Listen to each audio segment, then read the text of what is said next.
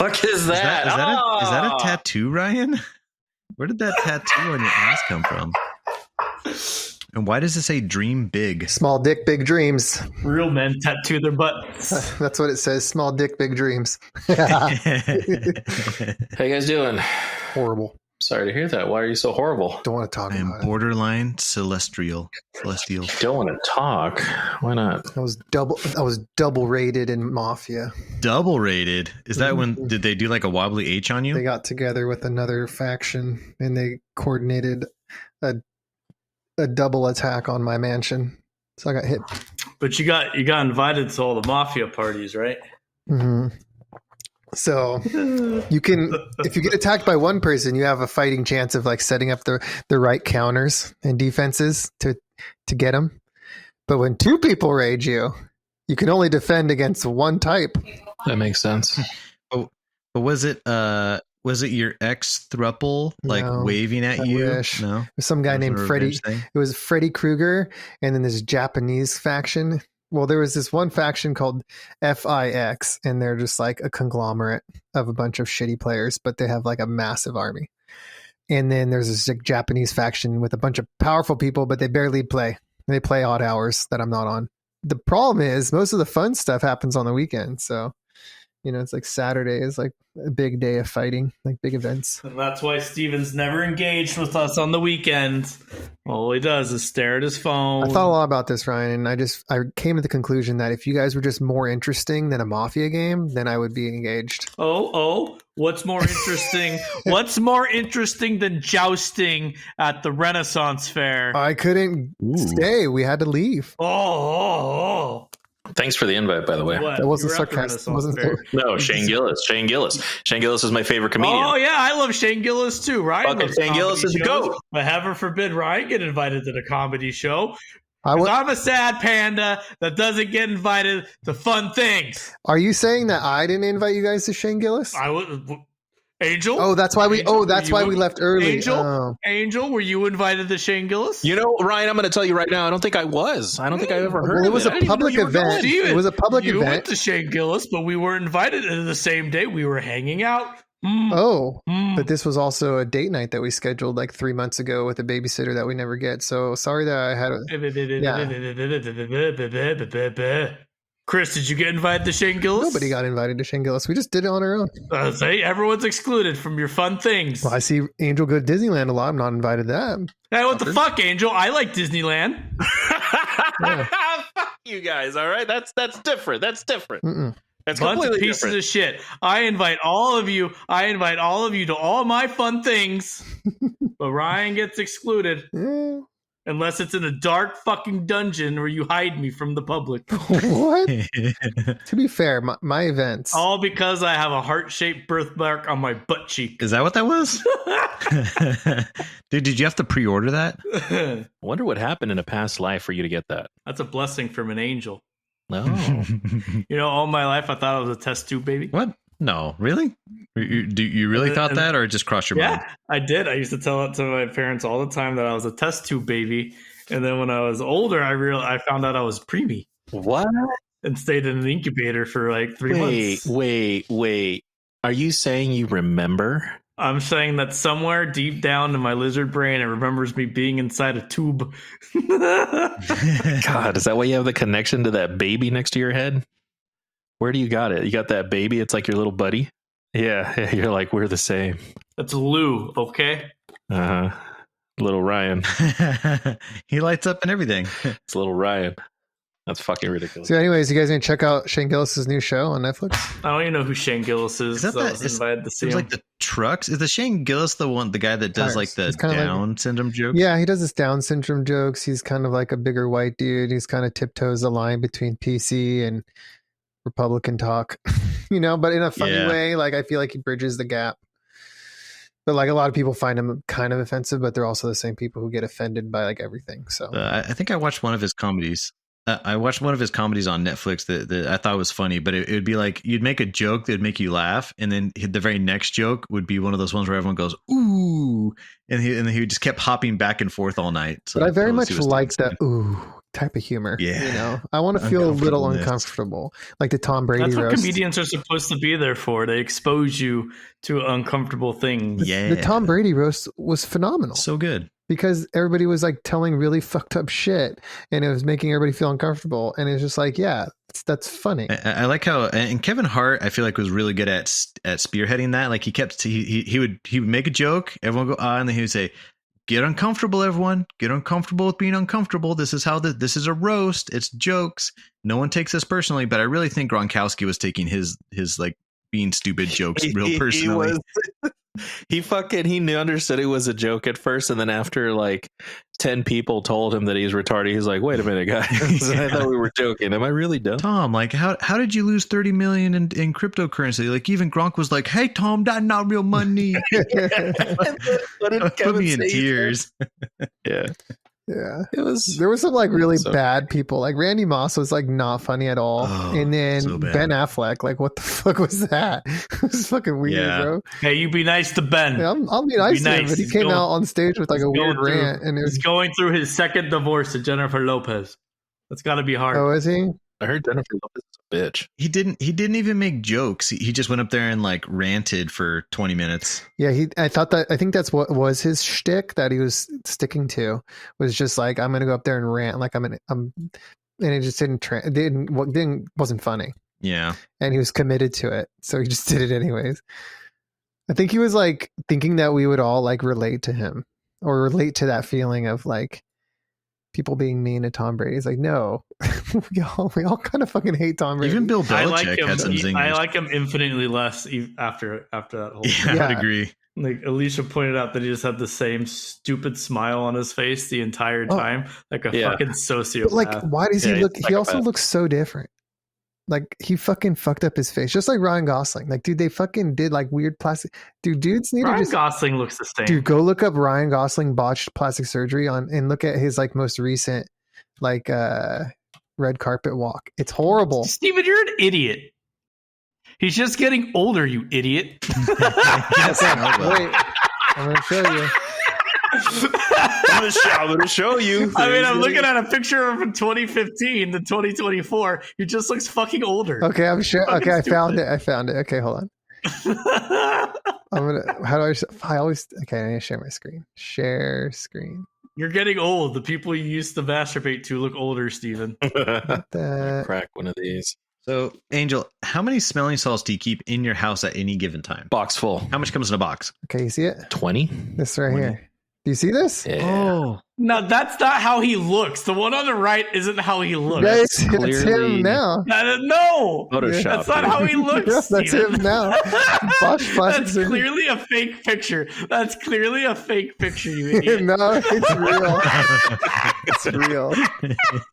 That's how he looks now. He got fillers. No, I've never seen him look like that. This is most recent. No, it's not. Look at his face. Looks stupid.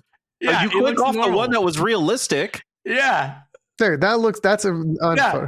that looks normal. That's the same Yeah. fucking event. No, look right here. Look right here. Look at.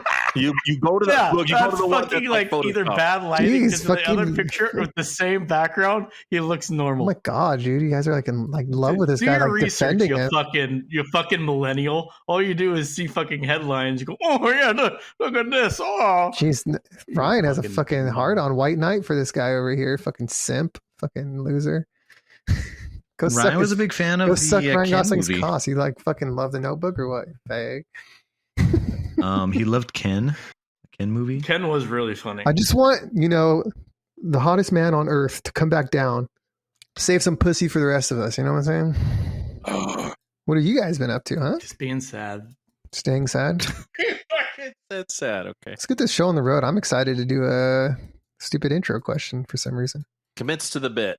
All right. Hello, everyone. Welcome to the CoinOp Cowboys. We are the greatest entertainment in the world, guaranteed, or I'll kick your ass and take no names. Angel, Now, we have start you no every episode respect with a- for our listeners? I'm doing the intro. But you lie to them. What are you talking about? They're not the greatest entertainment they've ever seen. How are you already complaining? You fucking complain, dude. All you fucking do is complain. We're not even through the intro. I've only gotten a sentence. I'd like to argue that you don't see a podcast, you listen to it. So Don't make me pull out my daily driver. Okay.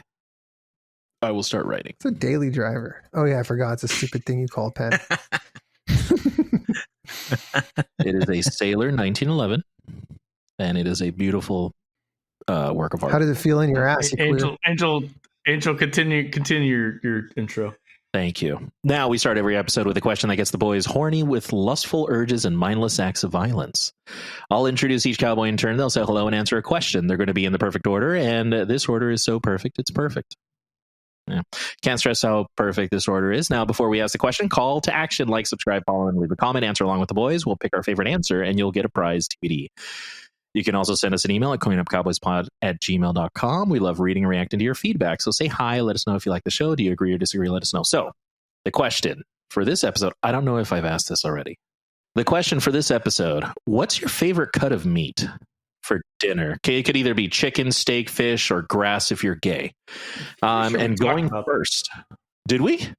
Cut of meat or there was an extensive steak talk a couple of weeks ago. There was. Yeah, you better fucking Google something else, Angel. You fucking failed. You failed. Yeah, the greatest show on earth, my ass.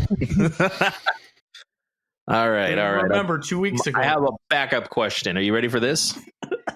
How large is your testicles? And do they hang? Who is your favorite cowboy and why? You can't pick yourself.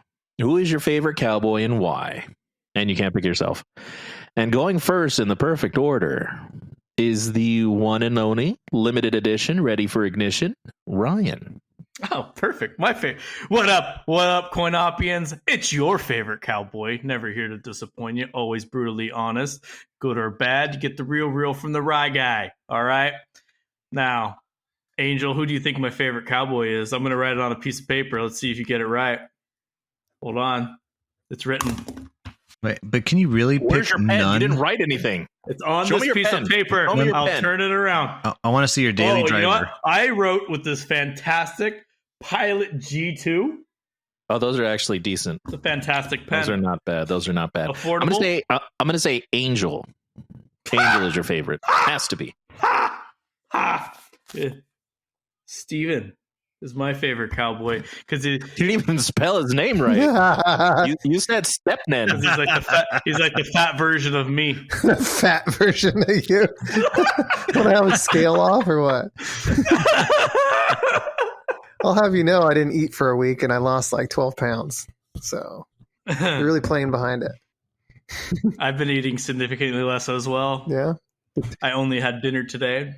Did not have dinner yesterday. You know how fast I lost weight when all I did was drink the fucking store-bought smoothies for like 6 days? How much? It was like 2 pounds a day. He's falling off. All right. Thank you very much, Ryan. Next up in the perfect order, Chris. What up, CoinOp-ians? Got you, cowboy Chris here. We're excited. We're here. Finally got this question to come out into the nuances. And you know what? My favorite cowboy is going to be Cowboy Ryan. Oh, what a charm. I know. Dude, for the viewers out there, you have no idea how surprised Ryan was to see that. He was like writing in his diary over there. And I'm no longer a sad panda. Papped over. So, but you know, I like to boil it down. Boil it down to my favorite thing about Ryan is he is the most consistent in this special phrase that we hear time and time again on episodes, and it goes like this: "You are so full of shit, Steven." And I love it. Because Steven just gets wild sometimes, and Ryan just goes, time out. No, you're wrong. And just leans into it. That's great. I feel like that's equally interchangeable between Steven and Angel. Who's more full of shit, Steven or Angel? I would lean towards Angel after the bullshit he's been sending all week. How fucking dare you? What are you talking about? Word salad theses about nothing. Dude, I was so irritated reading that whole thing. I was like, there's nothing. There's no content. It's almost like you wrote a thesis about how you're going to write a thesis. Number one, he didn't write anything. Number one, he either copy and pasted it from some bullshit website like his fucking weird conspiracy theory fan fiction, or he just went into Chat GPT and said, compare Overwatch 2 to this and make it sound fancy. I said Chat GPT, write a thesis. And it did. About the dumbest things. No, yeah. Thank you very much, Chris. Next up in the perfect order, Steven. Well. What do we have here? Another wonderful episode of the Coin Up Cowboys. I have a favorite cowboy in mind, and I will also play a little guessing game with Chris. Who do you think is my favorite cowboy? I'm gonna go with Ryan. Incorrect. It's Emmitt Smith. He was a really cool running back in the day. Angel didn't specify that it had to be Gosh, that was Coin good. Op Cowboy. That was good. Man. You're dumb for shit. It was close. It was either them. I was going to say Annie Oakley, but I was like, well, cowboy. And I know it's like not cowgirl, so I don't want anybody to get all mad about it. So I went with Emmitt Smith. You just made me so tired. You just made me so fucking tired. Why? I'm going to have to sniff my smelling salts. Wait, so Steven, you didn't value Troy Aikman on that? No, nothing. Emmitt there? Smith was the OG. Troy Aikman didn't really throw a lot of yards. If you want, like back in the day, Emmitt Smith was like the workhorse. I'm awake, baby. I've never done a smelling salt, and I'm very curious to do one. Episode 50. I'll bring him. Steven, did you see that meme that Mike sent? It was things from the 90s that you don't need anymore, and it was like a Polaroid camera. It was a floppy disk, and then it was like a yo-yo, and then it was the Dallas Cowboys. I have issue with that. Oh yeah, that whole meme. How so? Is poking back at the Cowboys to the 90s, but the Niners haven't won a Super Bowl since the 90s. Is this correct? The Niners won a Super Bowl in 1994 and have appeared in two since. But they've appeared, but they haven't won. He makes fun of the Cowboys because the Cowboys haven't even really won I don't even know if they've won playoff games. They just terrible. So. Yeah. You shut your fucking face. Ryan, did you successfully bet your brother anything about the Niners yet? We have the snowball bet. Oh, but no money. You're trying to get. You can tell your brother bet. The last 30 years, basically the amount of time we've been alive, plus the Niners and the Lions and the Dallas Cowboys are all tied for Super Bowl wins. He was 100% ready to bet money on the Jets game. He said he won't bet on the Niners this year. No. Last that it was up there, he was ready to bet. Watch. All right, let's do a live experiment. See it. You're gonna call him? I'm gonna text the fantasy. Dude, just right call now. him. Call him right now, man. No, he's always looking at his phone. He'll respond to the group chat immediately. Yeah, it's true. He's always very quick. What's the over under? What's the over under on how many minutes it takes him to respond? I'm gonna say 3 minutes. All you have to do is say $50 straight up. Jets beat the Niners, and he'll be before you even send it, he'll be on the message. Tell me when to hit the stopwatch, Ryan. I'm saying $25. Jets beat the Niners. Straight up. Say straight up. Straight up. Let me know when you hit send. Straight up. Opening game. All right. Ryan is typing. All right. $25. Jets beat the Niners. Straight up opening game and sent 9 o'clock. There you go. All right. Starting the timer. Wait, but what's your guys' picks on the It over? says at brother. I don't even know if it actually you screwed that up. I don't know if it actually tagged him right. It did not. He already saw it. It did not tag. No, he didn't. No one's. Oh, okay. There you go. All right. I'm not taking the time off for you though. Well, you 3 minutes, Ryan. Which one you you did tag him, so it helps. I feel like he would have responded fast either way. I don't think that matters. Well, we're not going to sit here and stare, but we will give the fan base an update once we hear back from brother. Oh, there you go. You fixed it. Oh, very good. All right. Let us know. All right. Thank you, Stephen, for finding the loophole in my question. The butthole is not a loophole. Oh, that's true. All right. Thank you very much, everyone. Let's go ahead and does anybody have any bones? I heard a certain cowboy has 31 bones to pick. Mm-hmm. That's what I heard. But when I put that into my Chat GPT judge tone sensitizer, it said that cowboy is most likely exaggerating. Nobody has any bones. Well, I got a bone then. I was giving Steven his opportunity. He's just staring at the screen right now. I don't. Yeah, he's being a fucking. I don't have any bones. I was just kidding. I was being facetious. Your the tone thing though, is that like for autistic people because they don't understand like what people are actually like? You're fucking. You're like, oh, Yeah. when like an autistic person's like in a social setting and they don't understand if someone's fucking with them or not, or they're like don't understand if they're like joking, they can type it in there and they're like ChatGPT's like, yeah, they're joking, and they're like, okay, cool. So yeah, it says, am I misreading the tone?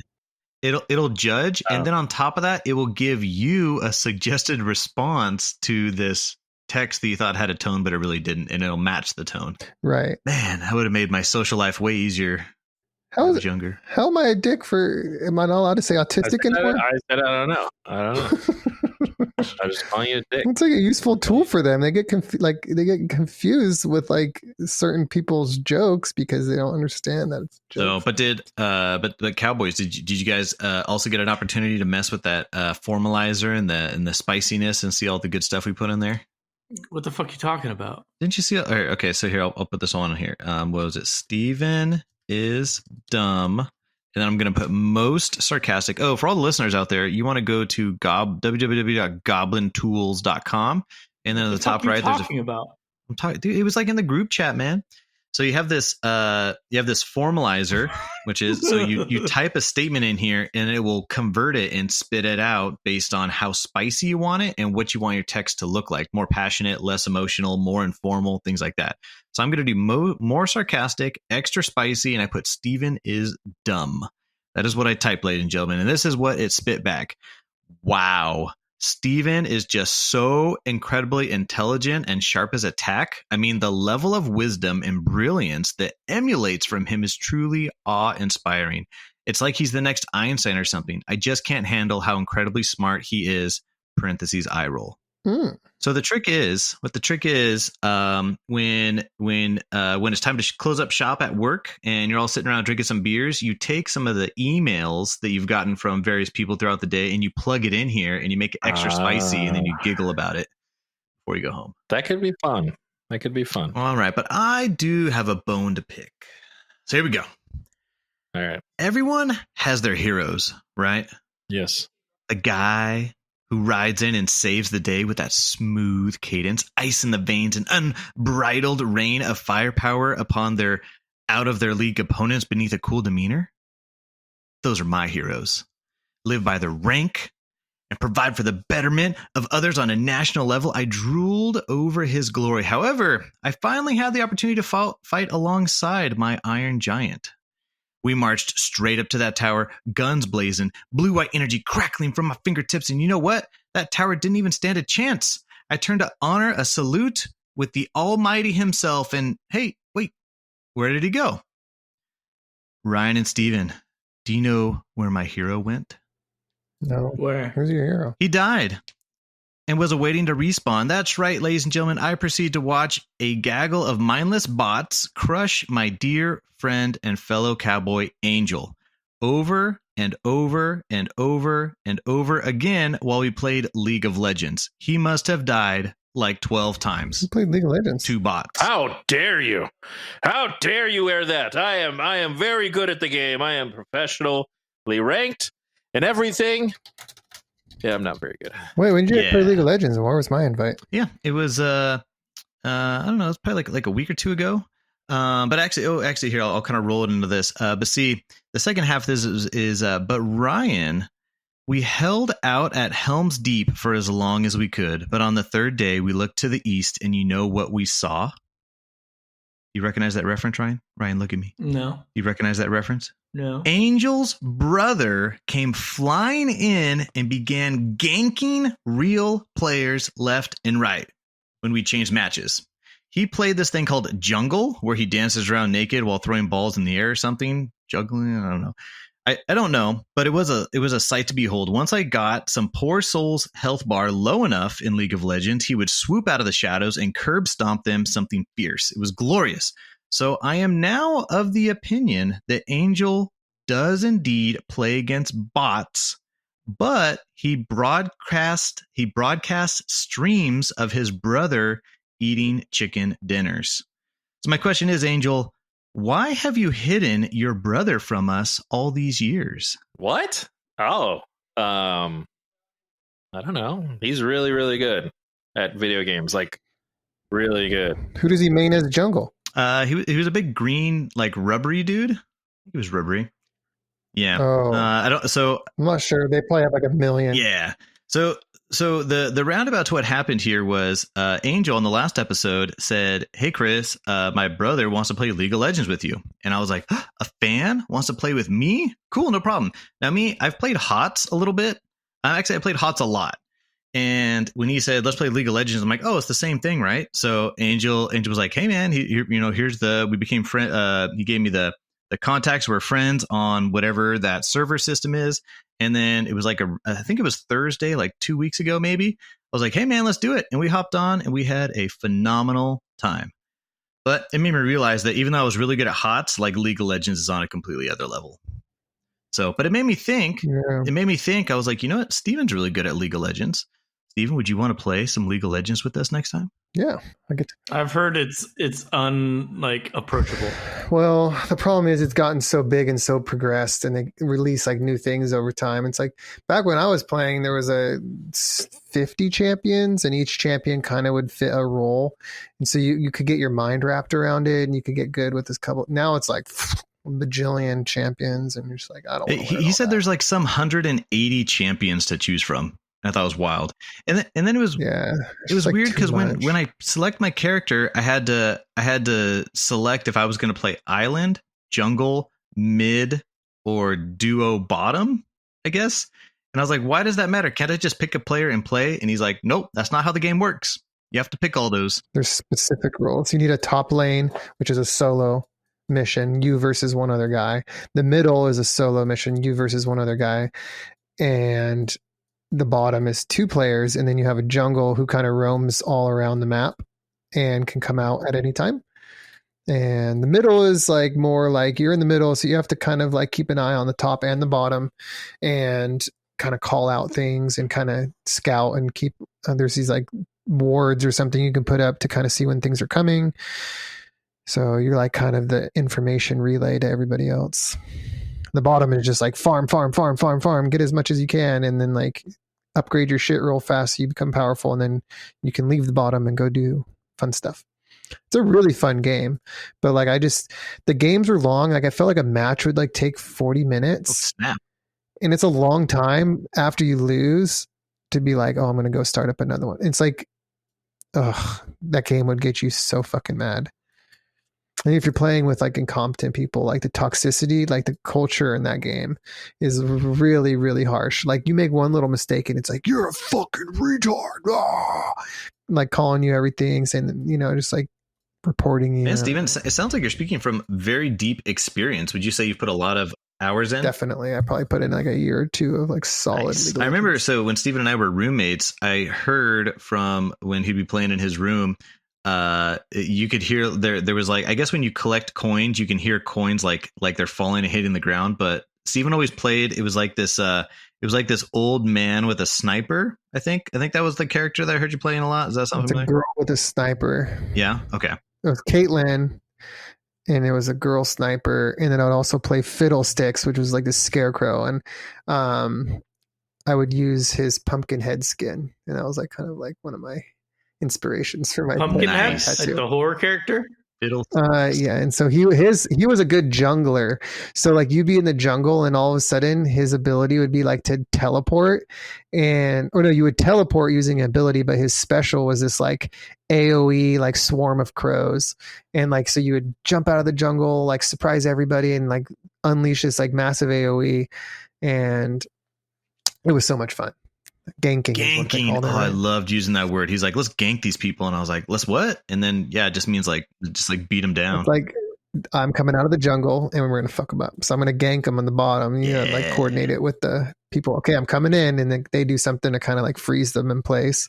Mm-hmm. Try to get a surprise attack. Because you can't see in the jungle. You can't see what that guy's doing in the jungle until he makes himself appear. Yeah, it was definitely like when I played HOTS, I think there was some strategy to it, but with League of Legends, it just seems like it's so much more meta of strategy. There's a very particular way each person needs to play every time, and if you put it all together, you have a great team. But if someone decides they don't want to do their island job at the top, then the whole thing falls apart. There's a lot to it. And there's counters. So like certain characters counter other characters. If you really want to take that experience and make it even more shitty, go play Dota 2, because that game, that's hard. And it's like really like popular, but like playing League of Legends, it's like the pop version of a song. Dota 2 is like the raw, like, I don't know. It's just harder to approach, and it's complicated, and it's not forgiving, and it's just as much in depth on characters as League of Legends is, but League of Legends somehow made it more approachable. Gotcha. It's So gameplay. Steven, when we first started playing, he's like, all right, well, he like said, you want to do top, you want to do mid, bottom, or jungle? And I was like, all right, how about jungle? He's like, FYI, jungle's like the hardest one. I was like, okay, I don't want that kind of responsibility. So I played mid. I think I was very happy with mid because I didn't feel like there was a lot, like my role was just to kind of kill the minions for the most part and kind of look at stuff. But I have no idea what character to play. Do you have like one or two suggestions of characters that I should play for mid? I don't know who the current meta is. There was a character that I used to play a lot. Her name was Lux, I think, if I remember correctly. And she kind of, I think I did play her. She has like one of her specialties is she shields other characters. So I felt like I was able to support that. Yeah.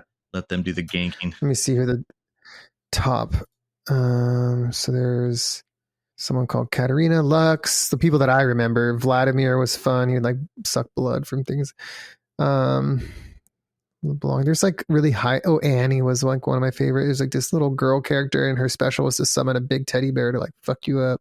There's Ari, character I named my cat after. I thought you named it after Ariana Grande. It's twofold. There was a character in the League of Legends called Ari, but there was Game of Thrones, Arya Stark, when she, in the books and kind of in the show, when she pretends to be a boy to like escape like the so lame not Targaryens, the Lannisters. She cuts off her hair and she calls herself Ari, but in the books they spell it a little different. But you know, Steven, I just typed this Ari League of Legends into my browser here, and I see it's this like Fox Lady Ninetales. The very last game of the night that I played with Angel's brother, I was against that person mid, and she beat me so many times. It was just like not even fair. And I was like, maybe I should play as that character because I can like stomp on everyone. Yeah, it's hard to get really good with characters. So like I wouldn't jump around too much with different characters. I had like my 4 or 5 that I was like okay with. And that's what I stuck with. Smart. Yeah, I think that's what my game plan is. So I think I might play a little bit of League of Legends here and there, but I totally agree with you, Steven. Like, you lose one, you're like, I don't know if I'm down for another 40-minute beatdown. Right. Because HOTS, I feel like never took that long. HOTS was like always under 30 minutes. Like, there wasn't an actual clock on it, but it just seemed like it always progressed fast enough. Definitely want faster gameplay. Like I want to be in and out. So Angel, have you played League of Legends very often? I tried. I'm not very good at the game. As proficient as I am at other games, I'm usually, top rank, no big deal. But League of Legends has never really stuck for me. It's a very challenging game. There's a lot of sweats on there. It's like a next level game. You really need to know and read what you're doing. It can't just be like pick up and play. And man, your bro was good though. He was good at it, and just like listening to him talk, I could tell he knew the meta. He knew the minute details. Like I could tell he did a lot of research and getting that game off the ground right. Oh yeah, no, my brother is really proficient player. He's very competitive. He's typically top rank in whatever game he focuses on. It's League. His main account's like top 30% in the U.S. Dead by Daylight top ranks. Any of the games that he really focuses and puts his attention on, he's usually at the top of the charts, top 5% in the US. So he's nationally ranked. Oh yeah, he is actually nationally ranked. So he told me about it. He said he had a really good time. You're actually a really good player, and I'm pretty sure he's down to play with you and Steve. Woohoo! There we go. Is he internationally ranked? Internationally, yeah, but it's not as high. You got a lot of sweats in Korea and Japan. Look at the sweat. Yeah, Sad Panda, do you want to play League of Legends? Sweat? No. I don't like any. Last time I invite game you. where one round of game takes like an hour long. He doesn't like games. He like bull rushes every game he ever plays. He just goes, doesn't even do any side quests. He just fucking crushes the main story and leaves it. Fuck you, Steven. I spent 90 hours in Final Fantasy VII Rebirth. Okay. A story? It's a story game, right? I did all the side quests. It's a movie. You piece of I'm shit. not sure why people like Fallout 4 so much. It's not a very good game. Ghost of Tsushima, Platinum. That was good. Platinum. Ryan, would you say platinum that? Ryan, would you say Fallout 4 was a very good game? Seems kind of clunky. Let me tell you about Fallout 4, Steven. Okay. You know what game came out within like months of Fallout 4? I think it might have been the month before. And it really ate its lunch, really showed Bethesda what they need to do to step up their RPG game. You know what it was? What? The Witcher 3. Yeah. You know what my problem is with Bethesda games? They're not very fun to play. Like the mechanics. Like the stories are really good. The worlds are really in depth and thought out. Like I could see how you can get lost in the world. But like as far as like a shooter, like kind of game, Fallout 4 is just not that fun. Yeah. Like it's just hard to shoot. It's like kind of hard to shoot. You rely on this VAT system. Like, it's just kind of boring. Like in terms of the action of the gameplay, and the same thing with Skyrim and stuff. It's a lot of just like digesting story, digesting content, and like the actual fighting in the game. I mean, it's clunky and it's not that fun. Yeah. All of Bethesda's stuff, like Oblivion and Fallout 3, and they really have like they peaked there and they never really evolved. Mm-hmm. Like you start a conversation and you just stare at a boring face that just talks. There's no cinematic flair to it.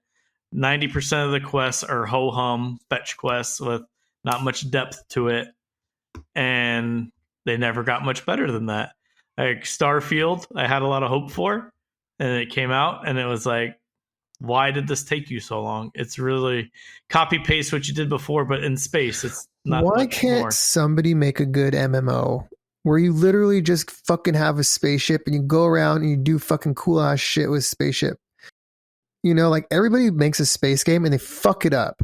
They either make it like too boring and like, or like pointless. Like what's that stupid game that you go to different planets? No Man's Sky. Yeah, it's fucking boring. I don't give a fuck. But you created a really cool like world, like a really cool like game. Like everything looks pretty. You're like flying different planets, and then you start playing and you're like, oh, this is super fucking boring.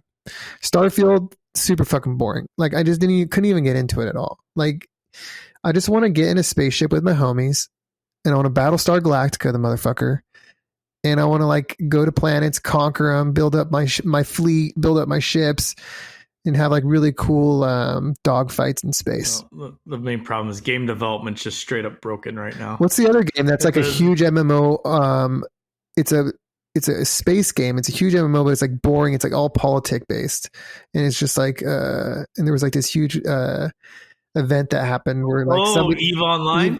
Is it EVE Online? I think so, because EVE Online's like a game that has like a bunch of trading. Like EVE Online, it's like more of like having it's maybe the game exists that I'm talking about. That's really fun, but EVE Online is like more about politics and building up like a guild or something like that, and like they have like real accountants and stuff in there and shit. And like there was one time when like somebody was transporting like $1 million real world dollars, $1 million like US. That was the evaluation of the cargo that it was transporting, and like some other guild faction caught wind of it and attacked it mid route, and it was like the biggest like heist in a video game MMO thing. I don't know. Did you hear about that back in the day? Like were real US dollars lost or some kind of investment in the game lost in that raid? Okay. EVE Online player uses obscure rule to pull off the biggest heist in the game's history. 2 guys applied for a dormant huge guild and got enough shares to be eligible for voting, and then look. Something. I don't know. Basically, they equated the in-game materials to what it would cost to get it in like US dollars.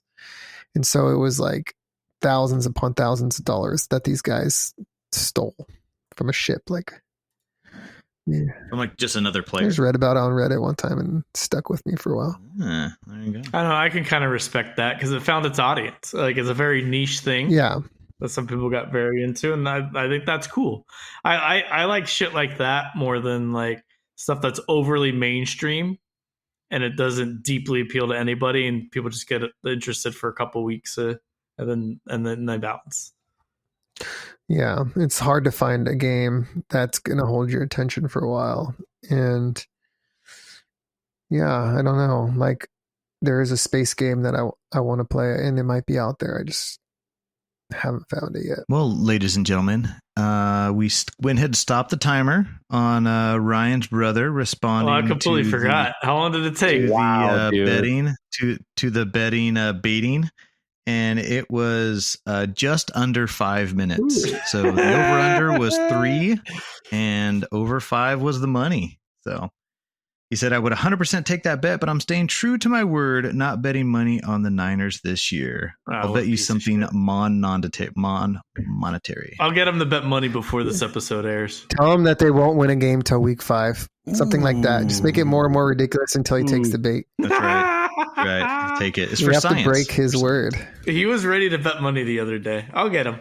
Yeah, maybe don't push it right now. Pick an opportune time. Yeah, just keep nibbling You at gotta it. wait till he gets heated about something. Yeah, that's it. Very good. Thank you, Chris, for that bone. What was the bone Let's see if that he picked? that I didn't introduce my brother earlier, apparently, or Yeah, he's whatever. hid him all these years. Apparently. Heard he's got I don't know. I don't know anything about Angel's brother. I was going to make a joke, but I don't have any ammo. Yeah, he's a really cool guy. You're gonna have to join the next League of Legends session and build some. Yeah. Wow, you're so much cooler than Angel. Okay. I am so cool. It's kind of annoying. He's much smarter than I am. And it bugs me. Huh. It really does bug me. Thought you were like Mensa. I am. Thank you. I don't wear the hat because I don't want to broadcast it, but I will. Wear that hat, yeah, fuck. Anyway, I don't see a hat. I don't have it on me. It's in the garage or something. I don't know. I'm going to buy one off Amazon too. Hold on, let me go get one. You're dumb. All right. Any more bones? Any more bones? Anyone else? Yes. Okay. Yes, I have a fucking bone to pick. Ryan. Fuck you, Angel. Okay. You know what? Yeah, I thought about it more and I got more mad. What? There's been so many times that I've posted some kind of stock in our group chat. Like, hey, everybody jump in on this. Blah, blah, blah, blah. Whatever. Join me. Let's ride it. Right? I've done this, right, Chris? You've done it once. Yeah. Chris, I've done this many times, right? Yeah. You've done it Steve, once. I've Yeah. done No, this many Ryan times. told me to buy GME. That was Yeah. like 5 years ago. Yeah. Once. And then, you know what? 2 days ago, audience, I posted, hey, guys, I saw this on my TikTok. I bought it this morning. You know what Angel says, everybody? Oh, I bought it when it was hot. Oh, yeah, at the ground level. Doesn't tell anybody. He's a greedy bastard. Yeah. So the first time he brings it up to Ryan is he's like, oh, by the way, I had a hunch on something. I bought into it and I just finished making a bunch of money on it. Ryan, can you believe that? And Ryan's like, what? Why didn't you tell me you had a hunch on it? I would have went in on there with you. First of all, okay, it didn't even go that way. You posted it, and I'm like, I asked you, did you get in when it was like 6 cents because it was going to break out? You said, no, I'm catching it now. I'll wait till it gets to $5-10 and then get out. I'm like, okay, that's a decent strategy. That's cool. And then I forgot what happened. And then I mentioned that I got in at 6 cents because I saw the signs. But I didn't know you were interested in stock, so You're full of shit. You're full of shit. You're You so didn't full know. of shit. I've been in your backyard drinking whiskey with you, showing you my Robinhood account. No, you talking haven't. about things. No, you didn't. Yes, I have. And you're like, oh, you got to get in the salt mines. That's where the money's at. It's the salt mines. Salt mines. Oh, wow. You The piece of salt shit. mines? You piece of shit. All right, Ryan. I will send you any breakouts I find. I hope you learned your lesson, Angel. I apologize. That is my fault. I'm a freaking idiot, and I have disrespected my friend. I apologize. Oh, wow. I got an apology. I don't think I've ever gotten an apology from a bone picking. Oh, very rare. Ooh. Very rare. I Felt take good this. in my butt cheeks. Thank you for your bone, Ryan. You know what else I got a bone to pick with? Oh, it's going for Fucking 2. tip machines. Tit machines. Actually, it's not just the machines.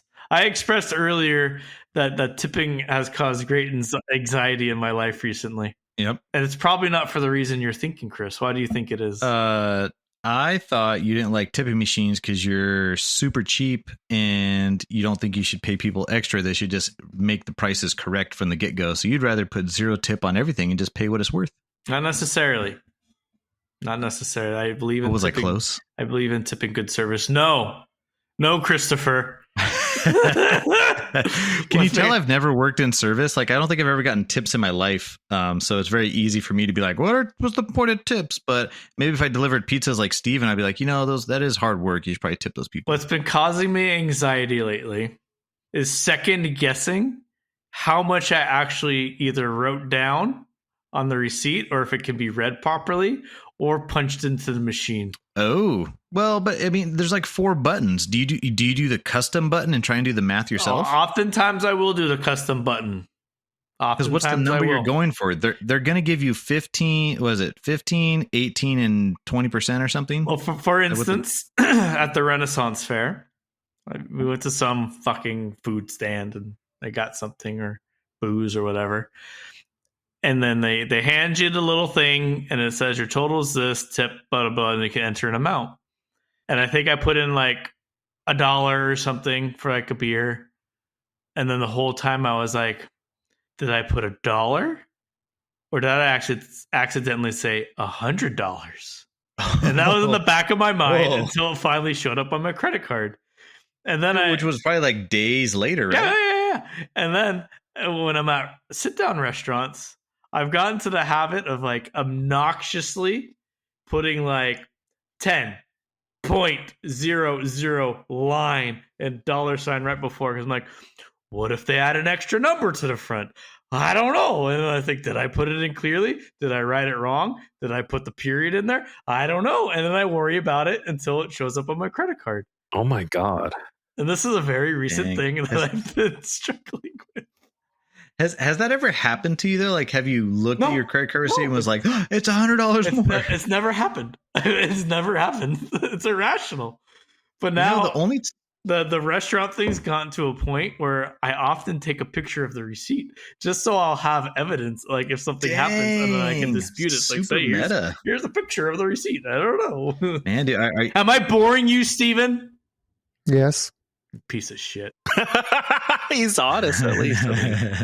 Steven's just thinking about nobody ever assumes that you tip $1,000, Ryan. You stop being a paranoid freak. It's like $8.54, and he's like, I tip $1, and they're like, what if they think it's 100? It could happen though. But I do write all my tips like with the line under the sentence. That's just how I've always done it. Like not out of paranoia. Just I think it looks cleaner and is not confusing. Yeah. I was at SoFi Stadium with Ryan. We were at a football game, and I said, "Hey Ryan, I'll get the beers." And we said 2 beers, please. And it came up for like $40 or something. Something obnoxious. And I was like, "Oh gosh!" And so the thing was there and it had the tip options. And so I moved my finger to hit the custom, but I accidentally drug it across the 20% tip. And it was boop, boop, boop. Thank you very much. I was like, oh, I just 20% tip these, $40, $50 beers. $10 tip for 2 tall cans that you just opened and handed to me. Dude, I tipped. I am very, very, very aggressively tipping 0 at stadiums. Like, no, you handed me a tall can and I don't care. How do you do it aggressively? Well, the thing that I've heard for like the stadiums is those tips don't even go to the workers. I heard. I don't care if it did go to the workers. I'm still not tipping over opening a tall can for me when I paid $50 for the fucking tall cans. That's fair. But no, I still do $1. That's my rule for a bar is $1. Yeah, but it's not a bar. It's literally like a concession stand right next to like your seat. It's a concession stand. If I get a mixed drink at the stadium, I'll tip.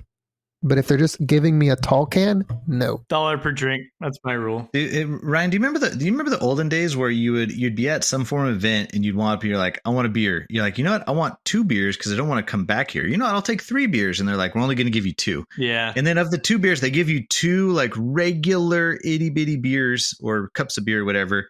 Like, dude, you got to keep making this trek and get back in line. So now they're on board with like, oh yeah, I'll give you 2 tall cans. And we all know a tall can is 2 beers. But as long as it's all in one container, we can give you 2. So now they can give you 4. And I feel like all the big stadiums are all about the tall cans nowadays. And you're right. It's literally pull out, open, here you go. Don't throw it to anyone. Yeah. The state of things. We're probably going to get a lot of hate mail next week about not tipping like hardworking tip No, folk. they're not working hard at all. Zero. I don't shy away from tipping. I'm not one of those guys. It's like, I would love an anti-tip culture, but it's not. So I don't pretend to like change the world. If I go to a restaurant, I tip. Like even though like I think it sucks and like we shouldn't have to rely on tips, I still do it because it's just the way the world works in America for right now. It was really cool traveling Europe and just like getting your fucking espresso or your latte and just giving them like $2 and walking out. Like there's no bullshit. I love how they would just like point the machine at you and you tap and you walk away. Yeah. Very efficient. They don't like waste their time trying to like kiss your ass either. They're just like, what do you want? And you're like, oh, I'll take a latte and a croissant. And they're like, okay, here you go. $2. Give it. Done. Next. Yeah, it's efficient. And at the restaurants, a lot of the waiters were still nice, but they didn't like never expecting tips. Maybe they were. Yeah, I mean, I don't have an issue with the tipping culture, like in general, like that it exists. My issue is all these different people that just want to put their hand in the pocket. Like all of a sudden, everybody deserves it. Like I saw a TikTok the other day, and it simply said, "If I have to stand up to order my food, you're not getting a tip." I think that's fair. That is fair. There you go. So what is your opinion? And this is something that's more relevant today. What is your opinion on tipping being percentage based? Because I feel like there's a lot of issues with percentage based tipping, especially with inflation. I don't know. That doesn't make any sense. It doesn't make no sense to increase the percentage because with inflation, the cost of the item has gone up. So 15% tip is now more dollars. What I'm saying is, you don't have to raise the percentage of the tip anymore. What I'm saying is having a percentage based tip and these restaurants are all of a sudden gouging or raising their prices of food a lot. That means your tip is like going way up. And so you used to tip like a few bucks for like a coffee and a pastry or whatever. You sit down, you have your little breakfast. Now your tips are like, especially with alcohol, you're starting to tip like $50-$60 on like some shit, right? That's always been my argument. If I go to a sit down restaurant and I order from the server a $12 burger and they take the order, bring the food. Or I order a $50 steak and they take that order and bring the food. Why should they get tipped more because I chose a more expensive item? They didn't work any harder to bring me that steak versus the hamburger. Right. It's dumb. It's stupid. And that's just something that a rule you have to make yourself. And like, I'm not, I think about that. Or if like, say you go out for drinks and you get like a pizza to share or like something, an appetizer at the restaurant, but you racked up your bill because you're ordering some cocktails. I mean, are you supposed to tip 20% on a bunch of cocktails when you would normally only tip like, $1 or $2 a drink? All of a sudden your bill is like $300, but you had like only one little bit of food. And I don't know. It's just, there's complicated scenarios. I think people don't want to like be an asshole. So they just stick to the 15-20% rule. But I don't really play that rule. I don't know. I'm like, if it's good at a sit down restaurant, here's $10. Yeah. I think that's like a better way that we should have looked at is like a flat tip. Like the $1 a drink was like a good rule. And maybe like nowadays, maybe $2 a drink, like for cocktails, maybe that's the new norm. But it should be like that for plates of food, like what you said. If I get I want to try that tomahawk ribeye, but it's $150. Nah, I'll just stick to the New York strip. It's $40. Dude, your tip difference is so much, and all you're doing is selecting a cut of beef. They're not doing anything different, like you said. Like they're not doing anything different. What are you tipping? If the person serving you improves the service, that improves the experience that you're getting, like let's say the bartender isn't annoying and like improves your experience by telling jokes, or you're traveling and they give you some like pointers on what to do that night, you're going to get more money because you're actually like helping out, or you're extra attentive at the table and you actually check in for refills, or actually make sure asking if things are okay, or give good suggestions that you wouldn't have thought of before. You deserve more. But if you do the bare minimum, then just get like a basic fucking dollar a drink, $5-10 tip. Fuck off. Yeah, I remember listening to one of our older podcasts, and I said the only place that I tip that I don't really that goes against my values is my local coffee shop, and it's because the woman who works there like remembers everybody's names and remembers my name and remembers what I like to order. And I don't go there that often, and I just think that she puts in the effort to like get to know her customers, and I like that. So I tip every time I'm there. Like, and I don't really believe in like tipping at Starbucks or tipping at McDonald's. Like, you wouldn't tip at McDonald's for a cup of coffee. You wouldn't tip at like Starbucks. Who gives a fuck? Like, but this local little coffee shop, I just go in for a latte every once in a while, and yeah, I'll tip a couple bucks, way over 20%. Oh, very good, very good. Good bones. This is a good bone session. Love boning with you guys. What was the bone? Tip? I'll bone you, you piece of shit. Best bones forever. Listen here, you little fucking Polish hot dog. I'm going to squirt you with some mayo and mustard and eat you for breakfast. Yummy. It does sound good. I want to go to Sam's Club, get a hot dog. Fuck you, Costco. That is something I have taken out of my diet. Hot dogs? Or Sam's Club? Hot dogs. I eat maybe one a year now. I had Costco for dinner. They're so good. They are great. I have no issue with taste. But apparently it doesn't agree with my blood pressure. Hot dogs are there for special occasions like backyard barbecues, occasionally Costco. If I eat a hot dog, I get like the best quality hot dog I can find on the market. Okay. I go top of the line. Is it because you want only the best in your body to build whatever? If I'm going to eat some junk ass food like a hot dog, like I need to eat it like knowing that they probably didn't put a bunch of fucking nasty fucking shit in it. Why? So like stick to the kosher shit. Because it's just, I don't want all that like garbage that's in a hot dog in my system. Like I don't know. I guess I haven't done my full research, Angel, but like I read a lot of articles about nutrition, and they're like hot dogs are like one of the worst foods you could put in your body. Hell yeah. Because of all the preservatives, nitrates, and all the additives that they put in. Not to mention they're giving you literally like the shittiest like bits of meat that fell off the other good meat. Yeah. Like chorizo. Like chorizo has nothing edible in it, but they've minced it up enough and put enough seasoning and like marinade in there that it tastes absolutely fucking amazing. You don't question it. There's a YouTube channel. The guy, you guys might have seen it maybe in TikTok, but he ate nothing but Costco hot dogs, breakfast, lunch, dinner for an entire week. Whoa. Is he okay? Did he go to the hospital? He lost weight. Calories in, calories out doesn't mean he's healthy. You know what they say on the back of chorizo packages, like what the ingredients are? Let's hear it. The standard tube. The standard tube you would see at your grocery store. I don't know the brand, but the ingredients are beef or pork or whatever that you choose. But in parentheses, it writes salivary glands, lymph nodes, and fat, cheeks and tongue. Yeah, baby. They use literally little bits. Like, it's pretty fucked up when you think about it. But whatever. It tastes fucking amazing. Especially with eggs. You can't beat that price, man, dude. Tube of mystery meat for it's not a mystery. They tell you right there, salivary glands and lymph nodes. And just fat and lard. Yeah. But yeah. Hot dogs, I don't do so much. So my doctors always tell me I have high blood pressure, and it's like super tied in with your diet for people that are like predisposed. So like if I eat a bunch of salty foods, I'm going to have high blood pressure. So that's like one of the biggest reasons I cut out hot dogs, because especially Costco dogs. I mean, there's some salty goodness right there. I couldn't agree more. I'll eat a hamburger.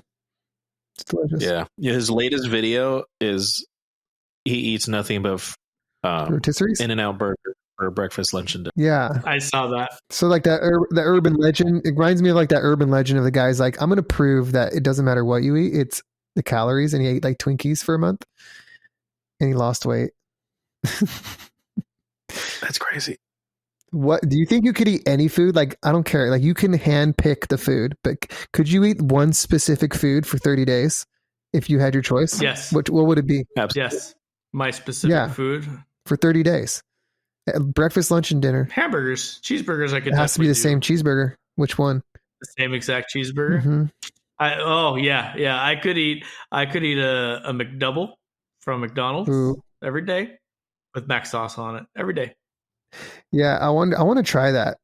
I want to like do one food every day and see how long before I'm like sick of it. Because I feel like I am the type of person that I could eat the same thing every day of the week. Give me a peanut butter and jelly, breakfast, lunch, and dinner, a piece of pizza. Like I worked at Round Table for like 3 years during college, and people are like, don't you ever get sick of it? No, I fucking eat it every fucking time I work. Like I love it. Like I never got sick of it. I don't think I'd get sick of it, but I'd probably progressively eat it less and less over those 30 days. Yeah. You would just be like down to like one cheeseburger a day. Like, Yeah. And then by the end of it, I'd Did probably Angel eat just half like of it. nope out of this conversation? Probably. I'm gonna make you look like No, like no, a he's disgusted he's- face, and then he took his headset off like very slowly and just like closed the stream video. No, I'm pretty sure he's going down to Sam's Club right now. He's to- like, dude, he was definitely talking about it. he definitely just pooped his pants. He was like, "Oh my god, we're talking about way too much food." Oh God, Angel, put your pants on. We don't need to see your poopy underwear. I just love hot dogs so much, guys. I just love them so much. You know what? I am getting kind of hungry. I didn't really eat dinner tonight, so this food talk is really getting my stomach grumbling. Ooh, there you go. This thing is Oh, he's strong. doing smelling salts. I don't know. He's getting. No. It's different. I got a cry stick. What the hell is that? It hurts. It's menthol on a lipstick that you put under your eyes. Oh my god! It's supposed to make you cry. That's how actors cry in films, and it's so strong. I thought they just thought about their like dog dying or something. Oh no, this hurts. He Oh, definitely did it wrong. It sure looks like He did you're it crying. This is a mistake. And you know what? Getting menthol off your skin is like impossible. It's like it seeps right into your pores and just Gonna be there for you a got while. 30 minutes of pain, my dude. Oh, fuck. Have you guys ever been tempted to like feel what pepper spray feels like? I've felt it. It's really nice. I want to be able to turn the pain off, but I would love to be able to experience 10 seconds of it just to know, like, solve that question in my mind of what the fuck does it feel like? How bad is it? Are you willing No, for me to pepper spray Because it will you last a lot longer than 10 seconds. at the end of the episode? We'll No, do it will last way longer than 10 seconds, and I don't want it. Steven, I have a better idea. Steven, I got something that's way shorter than 10 seconds, but it's going to accomplish the same thing. Your dick? How about I'll get a taser. It will tase I want to you. be that one guy that gets like a heart attack from a taser. I can't go out like that, Chris. I can't go out like, yeah, he was just fucking around with a taser. Fucking had a heart attack. yeah, and that was it. Yeah. That was it. Yeah. Chris, Angel. are you willing to take an edible on the 50th On the 50th episode? Yeah. Yeah, I think so. Oh, and you have never taken one before. Oh my God, I can't see. I remember I did take one in Mexico, but it was a small one, and I couldn't tell if it or when it turned on. Yeah. So, because I think I'm utterly terrified of like alcohol. I can tell as I'm progressing through alcohol, but anything drug related, I just have no idea where the Well, limits are. good thing is now that it's legal and you can buy like pre-measured stuff. Like you know, like a good that's handy. you could be like, okay, 5 milligrams is a very small dose. So you do something like that, you know, like, so, you know, even if it did kick in, you're like, oh, this is a little too strong. It's never going to go like overboard. Like your body can only process so much THC when you ingest it per hour. So like there's these really funny stories out there of like people's dads getting in the fridge and like eating a plate of cookies or something that were like, that had THC in them, but they didn't know. And they're just like, oh, I ate all the cookies. And they're like, Dad, you know, those were weed cookies. He's like, yeah, but it'll be fine. It's whatever. No, like literally thousands of milligrams in there. And like the stories are just their dads are just like high for the whole weekend because your body's slowly just super freaking high. Oh, When you snap. I'm waiting there. Okay, so you're saying, let's say if it was 1,000 milligrams, your body can only process like 5 an hour, Something like so that. it's Yeah. theoretically like, okay, so it'd be like 100 hours for it to go away. It will last like the whole weekend, and you'll just be like super high the whole weekend. So, but when you smoke it, your body gets rid of it a lot faster. So you could like literally smoke till you're blue in the face. It's only going to last like an hour, no matter how high you get. And I'm sure there's like a limit. Like back in high school, we tried to test those limits, but I think at some point you get so high that you just stop smoking because you're just like, don't really know what you're doing. You can't focus. Yeah. I can't do that anymore. Like for now, I'm like, for me, I just take like a couple milligrams. I barely feel it, but I just want it in the background. I don't really want the feeling to be consuming me. I want it to be in the back of my mind that if I want to like focus on that feeling, I can. If I don't, then I don't. Because I really don't like feeling like disassociated anymore. Like anything that makes me feel too out of gotcha. body, like it trips me out, and I don't like it. You know, I think this episode is episode 44, so we are a solid 6 episodes away from our 50th Cowboy episode. It's gonna be a good time. Am I hosting it still? 6 away, if you don't mind. Yeah. Well, I responded to you. Angel, you look terrible. He's dying. Huh? I literally can't concentrate right now. It hurts so bad. Chris, do we have a D&D session on the books? We do. June. It's on June like 6th or 8th, right in there. That's coming up. So I never adjusted it. I kind of just like double checked if anything else was going to happen that weekend, but it never got sorted out. So I'm just going to hold true. It is June 8th. So 2 weeks. Oh my God. Why do I feel like Is there's something on that weekend? Is Rich? Oh, of course. Richard said he has birthday, right? Yeah, last I heard the birthday boy still planned on doing D&D and then something in the evening. Ooh, There you go. Angels Cabaret. That's the last I heard. Let's take him. Oh my Let's God. get him a little midget lap. What the fuck's wrong with Angel? He put menthol under his eyes and now it's burning. Have you Why been would gone you for the do last that? 10 minutes, Ryan? What the fuck? Have you not paid attention to anything that's been going on? No, he's playing. I like how you put it under both eyes. Like you couldn't let the first eye figure it out and go as a bad idea. You're like, let me put it in both. You put it in your nose too. What's up with all smelling salts and menthol? Are you like burning candle at both ends or what? Idiot. He just wants to feel He's been again. burning the midnight oil like he's super tense. Angel looks like he's just high as a kite. It hurts so bad. It's so good. So much pain right now. It's like fire. We're gonna need a fill-in host here in a minute. What if you just put like milk on your eyes? It does look like Al Pacino. I wonder if there's anything that counteracts menthol. Fuck you. No, it's It's just Good times. Time counters it. You just gotta wait. I do love to sniff some menthol though, and when you have like a little cold or something, and you get the little stick of menthol. I'll bring the menthol stick to D&D and the ampules. I'll bring this. Maybe I need this. This will wake me up. So Ryan do just another put one. a picture of Angel in the group chat, and it's hilarious. But the funniest part is Angel's eyes hurt so bad, and his eyes are closed. He can't even see the picture of Can't himself see. with his eyes closed right now. I can't see. Hold on, let me do the sniffing salts. Okay, this will wake me up. Oh, that always fixes things. That's your second one tonight, dude. Can you overdose on smelling salts? Why are you so tired, bro? Yeah, what's going on, man? So all those. Are you chasing the stocks or chasing the memes late at night? I'm just maximizing shareholder value 24/7, baby. There you go. Woo, that helped. I actually feel really good now. All right, thank you so much for what were we doing? Just We jibber were- jabbering. Phones. Great. All right, you guys ready for emails? Oh fuck yeah! Let me go get Yes, some We, crack. we I'm have gonna a go get few. some- We have a few. Carl. Wait 1 second. We don't have very many because Carl. you guys yelled at him. Scared a bunch of motherfuckers. Oh, Steven's leaving. He is so excited. He is leaving right now. Probably gonna get his bigger butt plug in. I think so.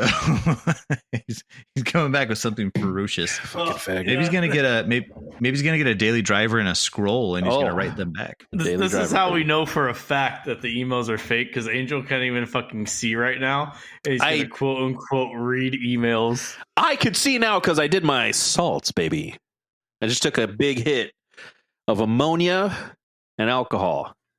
Okay, I'm Steven ready. needed to take his cancer beanie off and put his chain on. I needed some snacks. I'm awake. I'm awake. When I was in the oil field, we had an ammonia plant, and we would take ammonia straight off. And it reminds me of those days, and it makes me happy. I'm ready. Ready for Was All right. was that okay from the safety department? Moving on.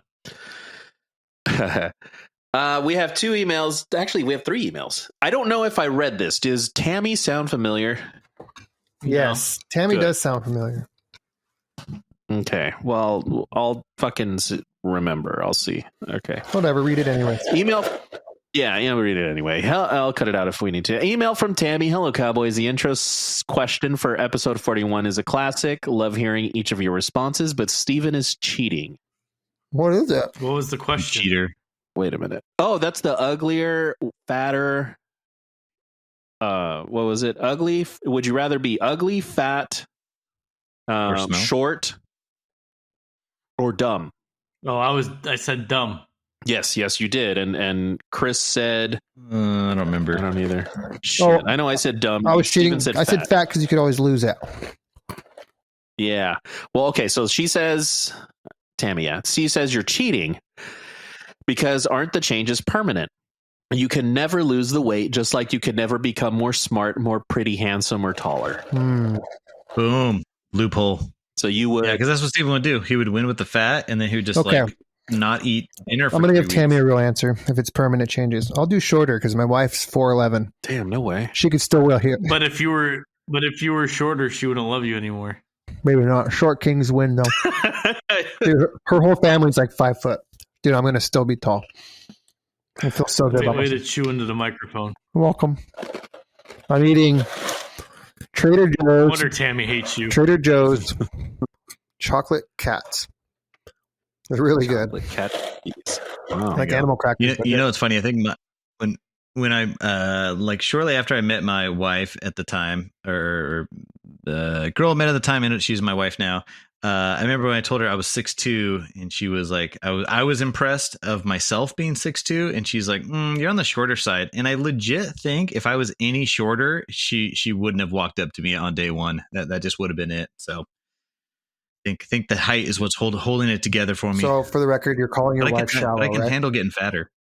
Yep, that's right. That's exactly what I was going for. I'm just calling it how it is. Chilling up to it. I feel like your wife also said you're too skinny when me and you like lost all that weight. Yeah, dude, I was like, that was like the best shape of my life. Yeah, we were like She's looking "You're too so good. And like, dude, she's like, you're too Man. skinny. I'm like, what the fuck? skinny." Dude, we were just eating like rabbit food. It was just We're like just working carrots out. and salad Single dudes all get day. skinny because they're like, we just got to work out because we got to look good. Right. Just get ripped. Yeah. All right. Thank you very much, Tammy, for your correspondence. Next up. That email sucked. You know what? You know, Ryan, suck. no emails. Don't worry. Don't worry, Ryan. This Your one, time is coming. This one's from Carl. Carl's back. Carl. Dude, you've been making fun of him for like 10 episodes. Yeah. I can't wait to hear this. I was pent-up so anger. surprised. Hello, Cowboys. Really weird hearing Ryan's Rick Grimes Carl on the podcast. I think someone is calling my name. Love it, though. Work is going great. Already fired my first employee. He was stealing bread. Hope I did you proud. Probably can't afford to Good buy work, any bread Carl. because the fucking Panera Bread doesn't have to pay the $25 an hour. Poor guy, he was trying to feed his That was good. family. Yeah. Carl, you're a fucking monster. Man's just trying to feed his family because you're not paying him enough. So you fire him? Shit. What's wrong with you? Well, Ryan, I don't know if you can talk. Carl came to you for advice like, hey, I don't know what to do, man. And your advice was, stop working at Panera. Go get a real job.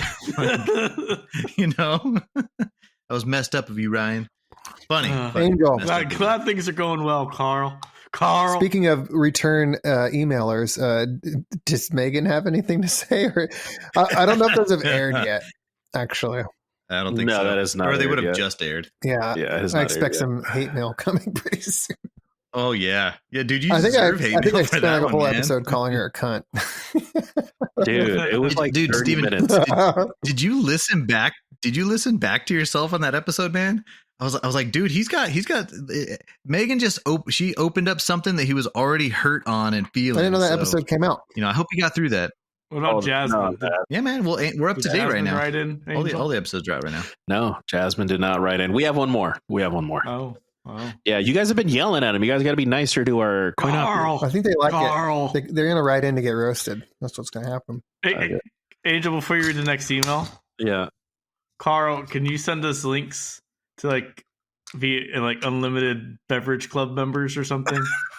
What do you have to Maybe say about that fun. that energy lemonade that killed kids? Oh yeah, I forgot about that. I don't know what you guys are talking Do you about. want an explanation, or are you just saying that? I really don't know what you're talking about. Moving on. This last one, I believe he's coming off his ban. Bam. Mike. Ooh, I know this one. No, we let him back in. Yeah, we let him back in. Instant ban. Dude, he timed it to like the Just day. say one word of the email and then just say he's banned again.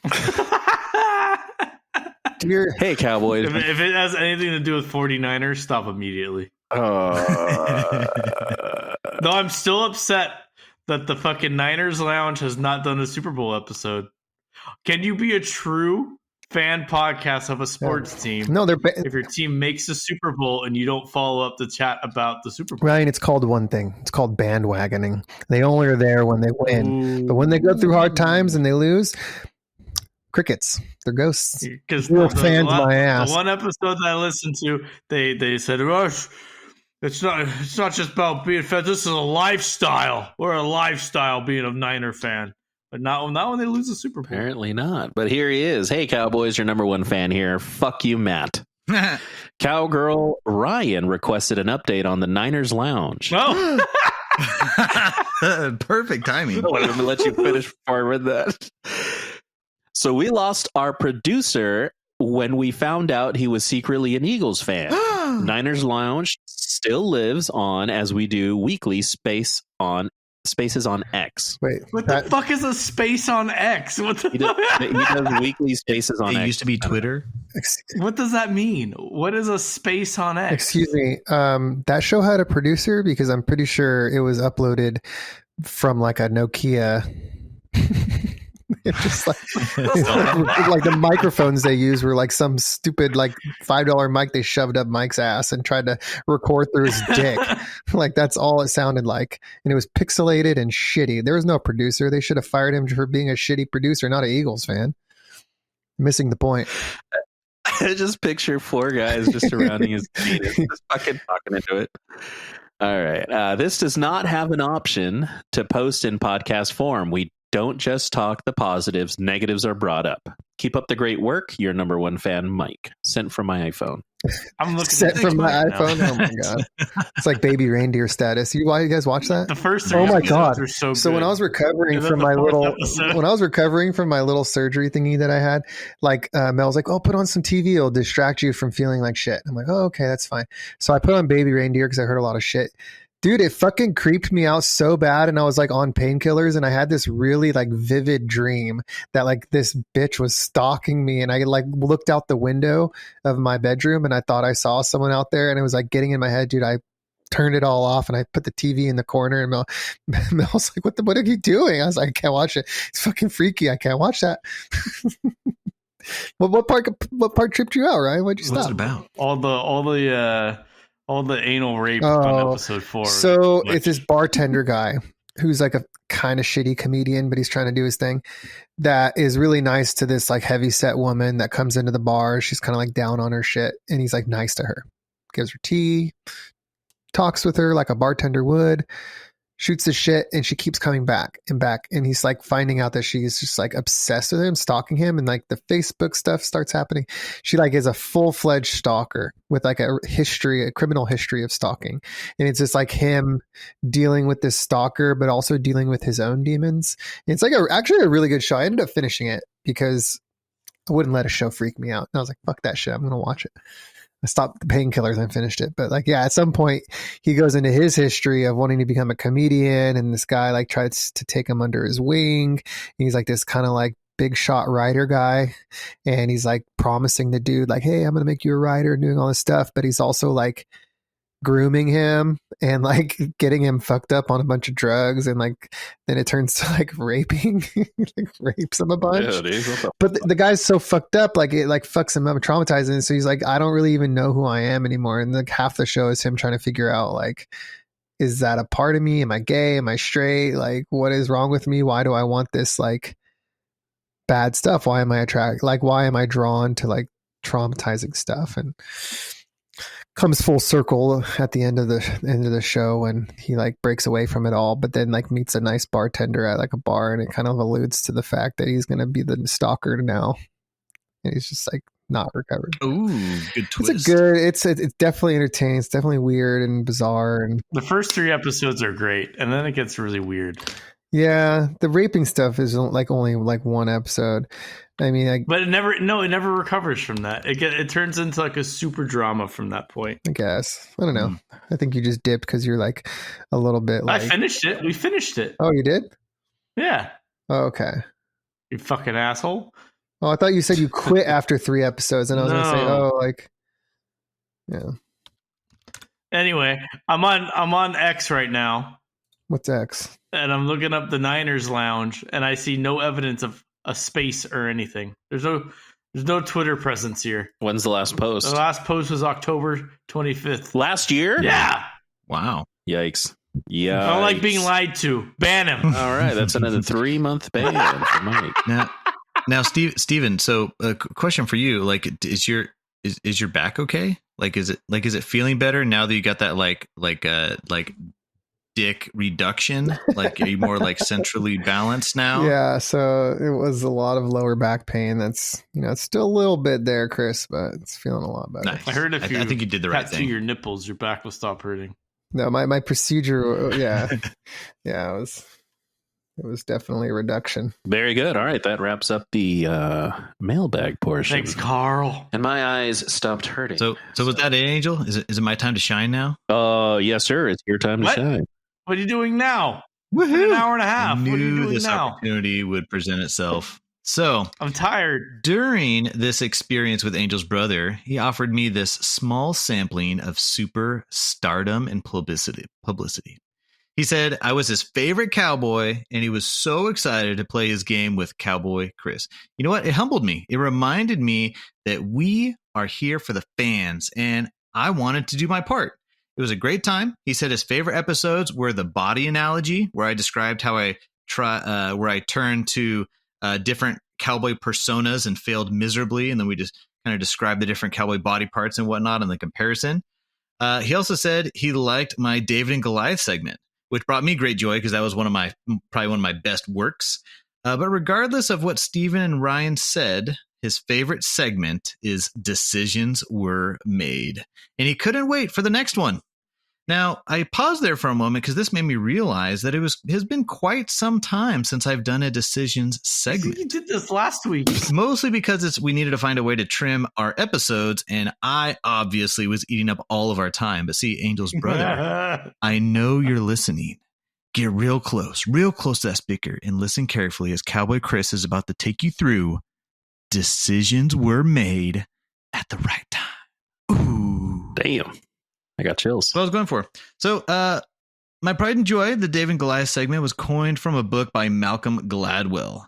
After that stirring night of League of Legends, I figured I should check Malcolm Gladwell if he had any other good books worth reading. So I'm in this one called The Outliers. Have any of you guys read The Outliers or listened to it? I think so. It's great. I enjoy it. It's a good time. Now, so with that being said, do any of the Cowboys out here like soccer? No, No. I'm very much against it. I think it's Only gay. when, Like it's, women. only when it's World Cup and it's USA. Gotcha. Yeah. It's even more Now, cringe. so I saw this guy post on the internet. He said there's 5 ways to fix soccer. Okay, so here's the 5 ways. Number 1, the field is freaking huge. Shrink it. Number 2, too many players on the field. Limit to 3 forwards, 2 defenders, 1 goalie. 3, players should get to come in and go out whenever they want. Don't stop the game. Number 4, shrink the goal. Number 5, ice everywhere. Did you say ice? Ice. Huh. That's funny. So the comparison he's making is if you want to make soccer better, you turn it into hockey, right? Hey. Hockey.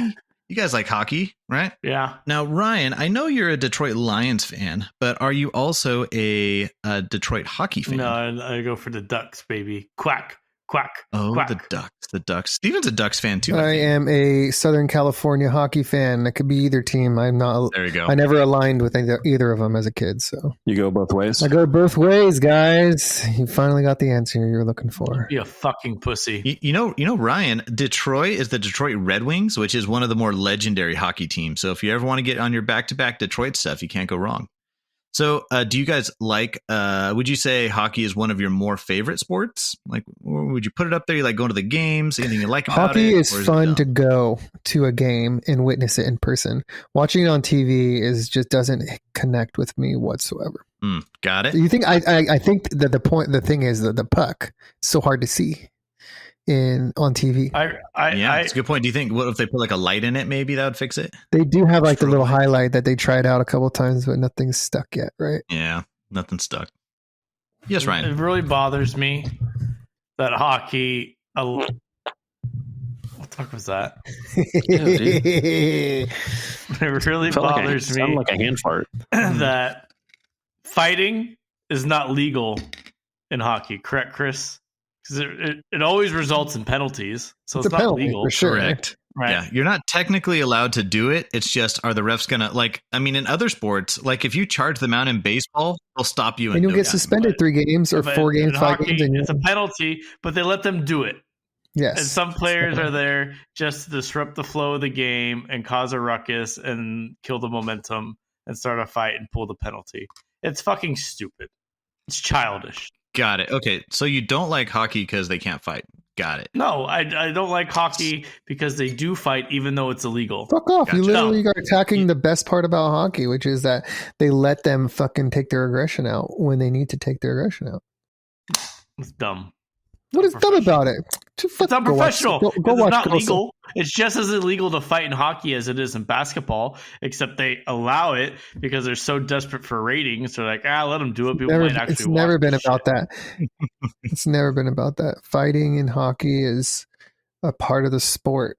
It's a part of the don't fucking like you're gonna cheap shot my guy a bunch of times, we're gonna fucking get you back, bud. Fucking children. We're gonna fuck you up. Fucking children. You know, like it's a man sport. Hockey's the last pure man sport alive. Okay. That's right. Okay. Don't let Taylor Swift anywhere near it. Dude, fuck off. Hockey is probably one of the most brutal sports out there. People fucking can die during hockey. They guy take died, like pucks to their face. Those dudes are so tough. A hockey dude is tougher than any other sport. Fine figure skating. Any guy in any other sport. Bunch of fucking fairies on ice. But I bet you it's really fucking hard too. Oh yeah, we had a family friend who played it in college, and he said it's just like running in beach sand all day. Yeah. I just finished a dynasty fantasy football draft, so I spent a lot of time looking at stats. Well, I know that we're getting to the end of the hockey season, so I thought I would glance through like some hockey stats. Like I saw how the Oilers crushed my Kings, and the Dallas Stars are like continuing this great dynasty of hockey. But I noticed something. It put the hockey players' birthdays on there. And I didn't think too much about it, but would you guys say it would be odd if I told you that most hockey players were born in the month of January to April? It's weird. Yeah, that is weird. Weird coincidence. Why? Any idea why? I mean, let's take who's a great hockey player you can think of? I know. Wayne Gretzky. Wayne Gretzky. Let's see. He was born January 25th. Bullshit. No Boom. way. Meaning he was Just like that, dude. he was a March baby. Getzlav. Why would they be born? I was thinking, I don't know. Yeah. So how do you guys extrapolate that? Why do you think that's the case in hockey? Getzlav. Who? Getzlav? I'll check Getzlav. Well, Oh, in the meantime, he said a hockey name. yeah, he was on the Ducks. He was like probably the most famous Ducks out there. I don't know. I don't know, man. You're gonna have to explain this to me because I was thinking, well, All right. cold weather or something to come from cold places. But I was thinking, but in cold weather, you're inside more. You probably make more babies. The months you're talking about would be the months of March, April, May, and June would produce the babies in the first 4 months. So I don't know. I'm stumped. Yeah. Well, don't you have to count backwards 9 months? Right. Yeah. That's what I'm saying. Was it like a That's what he was February saying, like, baby April, would May. make a December baby. A March makes a January. April makes February. Yeah. So Steven is just thinking Canadian people like to have sex more when it's cold because they snuggle up. So that's why a lot of and most hockey players are from Canada or associated with Canada or northern United States. So that's the rationale on that one. Anyone else have an idea on why that's the case, or agree with Steven or disagree? I like to think that it was around their birthday time, and you celebrate doing things in the winter. Okay. The winter stuff, which is like, what can you do in the winter? Let's go outside and play a game. I don't know. Okay. All right. You good, Ryan? You want me to move on? You can move on. All right, cool. We have an answer, ladies and gentlemen, Ooh. and all of you are wrong. Hey, Figured I'd be wrong. Yeah. The reason is because the birthday cutoff for Pee Wee hockey in Canada is December 31st. So follow this logic. Let's say you are born on December 25th, which is, 6 days before the cutoff. So that means starting in January 1st, you're going to have a person who is 5 years and 5 days old in Pee Wee hockey. He's going to be playing against people who are born in January, and people who are born in January are most likely going to be 5 years and 11 months old at that time. So just the Following that younger logic? kids like just get dominated too much or something, and they don't like develop right. That's right. If you were born January 1st, by the time you start your Pee Wee hockey at 5 years old, you're more like 5 years, 11 months, and 3 weeks old. So one, you are physically more developed, you're more mature, you've had more time to think on the Stop! You're getting Ryan horny. So and then on top of that, so you're like, okay, well, that's just Pee Wee hockey. Well, let's say as you progress through hockey, like Pee Wee hockey, and then you do like junior high hockey and then high school hockey and college hockey, as you're going through that, who are the coaches going to give more attention to? Who's going to have the better shot of getting on the traveling rosters? Who's going to get the extra attention to, work on after practice, things like that? It's the kids who are on day one naturally doing better than the other kids. So most hockey players are born in those months because those are the guys that are the cream of the crop in their year of Pee Wee hockey. Now, let's take that one step further. So let's say, Ryan, you're born in Canada and you were born on December 20th. Yeah. And you're so excited to play hockey because that's what Canadians do. But if you realize this, it would highlight that the deck is very, very stacked against you. Would you still consider playing hockey? Oh, yeah, I would. And hope you can break the mold? Of course I would. Or would you be like, but let me rephrase that. Like, would you go after hockey? Like, I want to make a career out of hockey, not just play it. Because obviously you'd play it no matter what. But if someone pointed that out, like, hey, man, if you're born in December, you're probably not going to make professional hockey. I like to defy expectations. I like it. So I'm trying to think about that for my kids. Like, oh, my kids are born in May. Should I put them in hockey? Not put them in hockey? Tell me the stats of everybody who plays hockey. Like, meta? It's too meta because the chances of making any professional sport for anybody is so minute that like your kid has like a 1 in 1 million chance of making any professional sport at the time he's born. And even if he has the characteristics of somebody who would play in a specific sport, his chances of going pro, or even if he's on a high school team, is so off. Even the college kids, I forget what the football stat is, but for football, all D1, Division I college football athletes, only let's just say there's picks 300. Like just say there's like 320 people that get selected to the NFL from the pool of college players. There's probably 100, like tens of, how many college players are there? Tens of thousands. So what's 300 out of 30,000 players? Oh yeah. It's super small number of actually being called. Like going from college to NFL is like a 10% chance just to make it there, but having a meaningful role is more like a 1 to 2% chance. From college. The Ohio State University published odds of high school players going pro. According to the survey in 2016, blah, blah, blah, blah. 73,000 high school, 6.8% of them make it to college sports that are in high school. 6%. 38% of that compete in Division I. And then, let's see. In 2016, only 0.102% of high school participants made it to pro of all sports or football or whatever. There you go. So Stephen, I think what you're saying is never bank on playing a professional sport because your chances are already low. Pretty much. I think that's the point you're getting, right? So don't stress so much about that, and that's fine. Yeah, that's totally fine. I can get that. Is it funny to think that depending on which month you're born in, there are certain careers that you have a higher successful chance of making than others, purely based upon what month you were born interesting. in? It's kind of an interesting thought, right? Now, on a side note, I was thinking about this as far as like kids.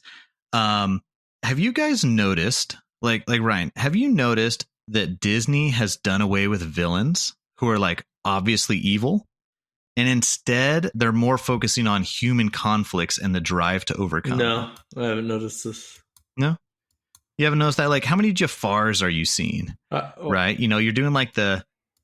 Go I for haven't it. watched a new Disney movie in a while. Well, let's take Encanto. I haven't seen it. Who's the villain in Is it Encanto? Bruno? We don't talk about Bruno. No, it's the grandmother. It's just the conflict. There's like, yeah, you're right. It's more about the conflict in the right. family and the grandma wanting to do what she thinks is best, and it's conflicting with what they, That's whatever. true. Yeah. Or even like Moana or Frozen 2, like those ones, same thing. There's villain-esque, but they're not like a lead. They're not a running point. It's just like a conflict. So I thought that was kind of interesting because from, if you compare it to a hockey point of view, it's like, hey, just keep pushing and you can get there. When in all honesty, just based on your birth date will give you better odds of making hockey or not. So that's just how hockey works. Let's say, what about something that's not based on when your birth month would be? But let's say like art and music. Like, what would you say? Is there anything that's common? Is there a common thread between legendary music artists? December? Why is that? Solid. I love the engagement round. It's fantastic. I answered your question because I was born in December. That's why. There you go. Stupid. So for legendary music artists, they're not seeing anything that has to do with birthdays or months. That's all over the place. But they did find a connection. They said the first person to reach 10,000 practice hours is when their music career takes off and they become famous. 10,000 practice hours is also about 10 years, we'll say.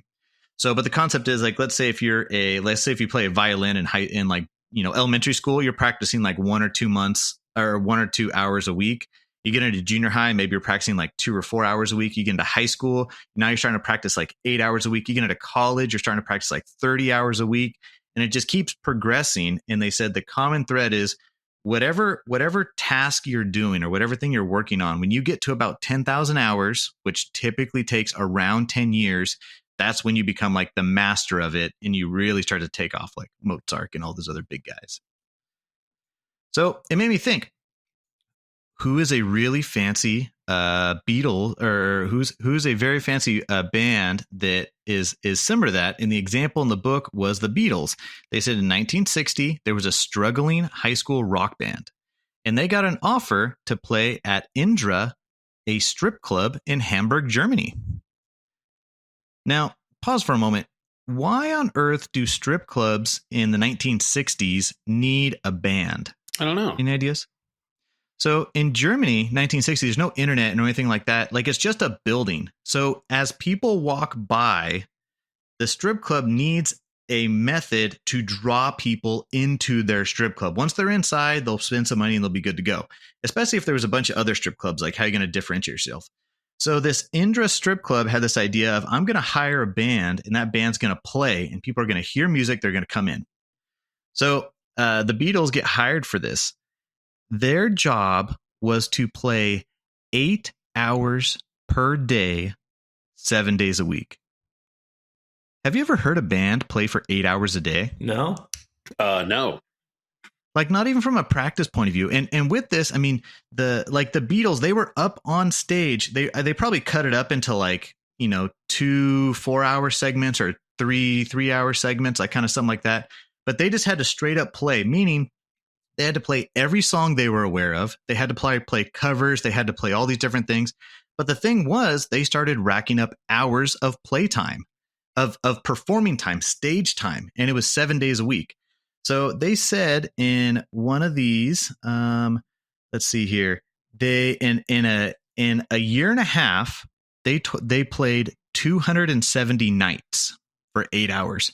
Does anyone want to do the math for me? What is 270 nights times 8 hours? How many total performing hours is that? Oh my God. Do you need me to do the math? 270 nights times what? Yeah, 270 nights times 8 hours per night. 2,160? 2,160 performing hours in a year and a half. That's wild. Right? 2,000. That's a shit ton. Like, I mean, even like, I don't know, Taylor Swift or Beyonce or all of them are not getting that much practice time. And not only it's not just practice time like in the studio, but it's stage time on stage with a band. And you're in a strip club, you want the people to stay, so you had to figure out how to like work with the audience and kind of keep them there, right? So the Beatles started in 1960. They came to the United States 4 years later in 1964. When they came over, they had performed 1,200 times. Oh my God. Performances, regardless of how many hours. Do you know how extraordinary that is? There's most bands will not hit 1,200 times in their careers. Like who's a famous artist that you say that has had a lot of tour time, or even someone who's touring right now? Who's the most popular artist you could think of? Taylor Swift. Taylor Swift. Baited us into that. Tour days. All right. So Taylor Swift has performed in her career.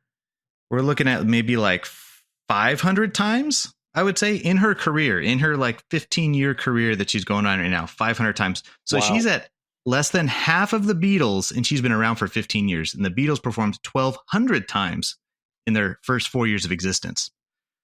So because of that, they were able to get those practice hours in, and I think that's what made them so famous. When they really hit the ground running, they had so much practice time, they were so much ready that it became phenomenal. And then, funny enough, their most popular album was called the White Album, which was created 8 years into their career, almost that 10-year mark, which again, 10,000 hours. So hockey's got to be born in the right month. For any kind of art stuff, you just got to put the time into it. Now let's talk about the two together. What if you put a lot of practice time in and you were born at the right time? Okay, follow me with that. So in 1978, computers came out. Computers, like I would say, you had the transition of computers from like filling up a whole room, and you had to like do your punch card, and you had to like wait in line, and you could only like process one at a time to get your data processed. To the computers became powerful enough to do that for like 20 people at a time and speed it up. So you have people who, if they would have started like learning coding and learning computers in 1978, they could sail to become bigwigs in the computer industry. So let's pause for a moment. For 1978, let's talk about the prime time to be born. Well, if in 1978 you don't want to be too old, because like let's say if you were, I don't know, 25, like you were out of college, you were starting your career, or you were starting your family, you probably wouldn't be interested in chasing down computers. So if anyone who was 25 years old at that time, let's rule them out. And then on the underside, if they were born too young, right? Like if they were only 14 or 16 at the time and they didn't have access to this type of equipment, they wouldn't be able to run with it either. So the prime time for to be in the computer industry would be about 20 years. So let's go about 1975. You go back 20 years. If you were born in 1955, you would have been at the right age at the right time to become a giant in the computer industry. Who would you say are some giants in the computer industry right now? Any big names? NVIDIA. Bill Gates. Bill Gates, born 1955. Steve Jobs, Dead. 1955. The CEO of Google, 1955. All these guys, they were about 20 years old. They weren't deep into a career, but they were out of high school.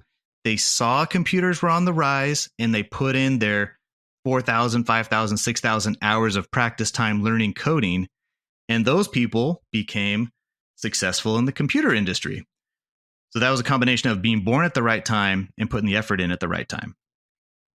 So I want to ask the cowboys, think about when we were born.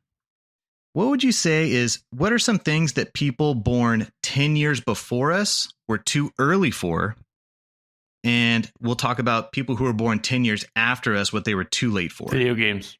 Okay, so video games. Okay, right. So video games, because when we were kids, the Super Nintendo hit the scene, which was probably the first big uptick. Like I know Nintendo was good, but I feel like Super Nintendo is what set them off. I think Ryan's. Would you agree with that, Ryan? Taking the angle of video games are trash now. No. That we grew up in the golden age. People who make video games were our age. Ah, So you're saying for our age people are set up to be great video game people, video game creators. Okay, I could see that. I like that. What about anything else? Don't care.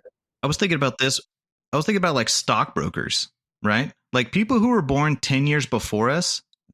What if they wanted to become stockbrokers or they needed a stockbroker to buy stocks? We're kind of in that golden age because right about the time we had money to gamble on the internet with in stocks, you had Robinhood and E-Trade, and you had electronic methods that you didn't need to call a stockbroker anymore. Mm-hmm. It's true. Right? Yeah. Yeah. It's really difficult. And even though it's really widely available, the technology where you can make trades and take advantage of really minute moves in the market, it's just become so difficult to take advantage of any momentum that you find like you could like a long time ago. Just information flows so fast. Is it because only certain people had that Bloomberg terminal access, and now that Bloomberg terminal is up for everybody? I mean, I could look right now and get history on all these stocks when, like you're saying, 10, 15, 20 years ago, you had to have a subscription or research that stuff. Yeah, you could even get it now for $2,000. You can get it for a year. Cool. Do you got it? No. I was kind of thinking about this too. What about Uber and DoorDash? People who were born 10 years before us, it was just the technology wasn't there when they were at the era of making that. 10 years doesn't seem like a lot of like age gap for things. Maybe like 20 and 20. Mm-hmm. I can't think of too much stuff people 10 years behind us wouldn't have been able to adapt to. But like 20 years before us, I mean, you have all those people that they call us into their office and they can't do their own emails, and there's like computer illiterate, or they're like half literate on computers. Mm-hmm. Whereas like anybody that's our age is capable of navigating Windows. It's like a skill that That's a good point. Maybe we should more look at it in a 20-year sense instead of a 10-year sense. I would agree with that. I definitely feel like we have the prime, like we were the home computer generation, right? Yeah. Did you guys have a home computer? When was your first home computer? Middle school. What year? You had Windows what? XP. We had 95. That was your first maybe one? computer at ME. home was just running off DOS, I feel like. Oh, you're a rich kid Dang, then. you had a DOS? I had a DOS. I think I had a Windows 96, I think. 96. I didn't really know what to do with it. I feel like 98 is when I first really We started. had just a couple computers. CDs of like some games we could play, and like Math Blaster and like Mega Race and like Mhm. Encyclopedia Games or something. Yeah. You guys played Mega Race back in the day? Did you ever remember that game? Oh my God. No. Mega Race. Let's see. From 93.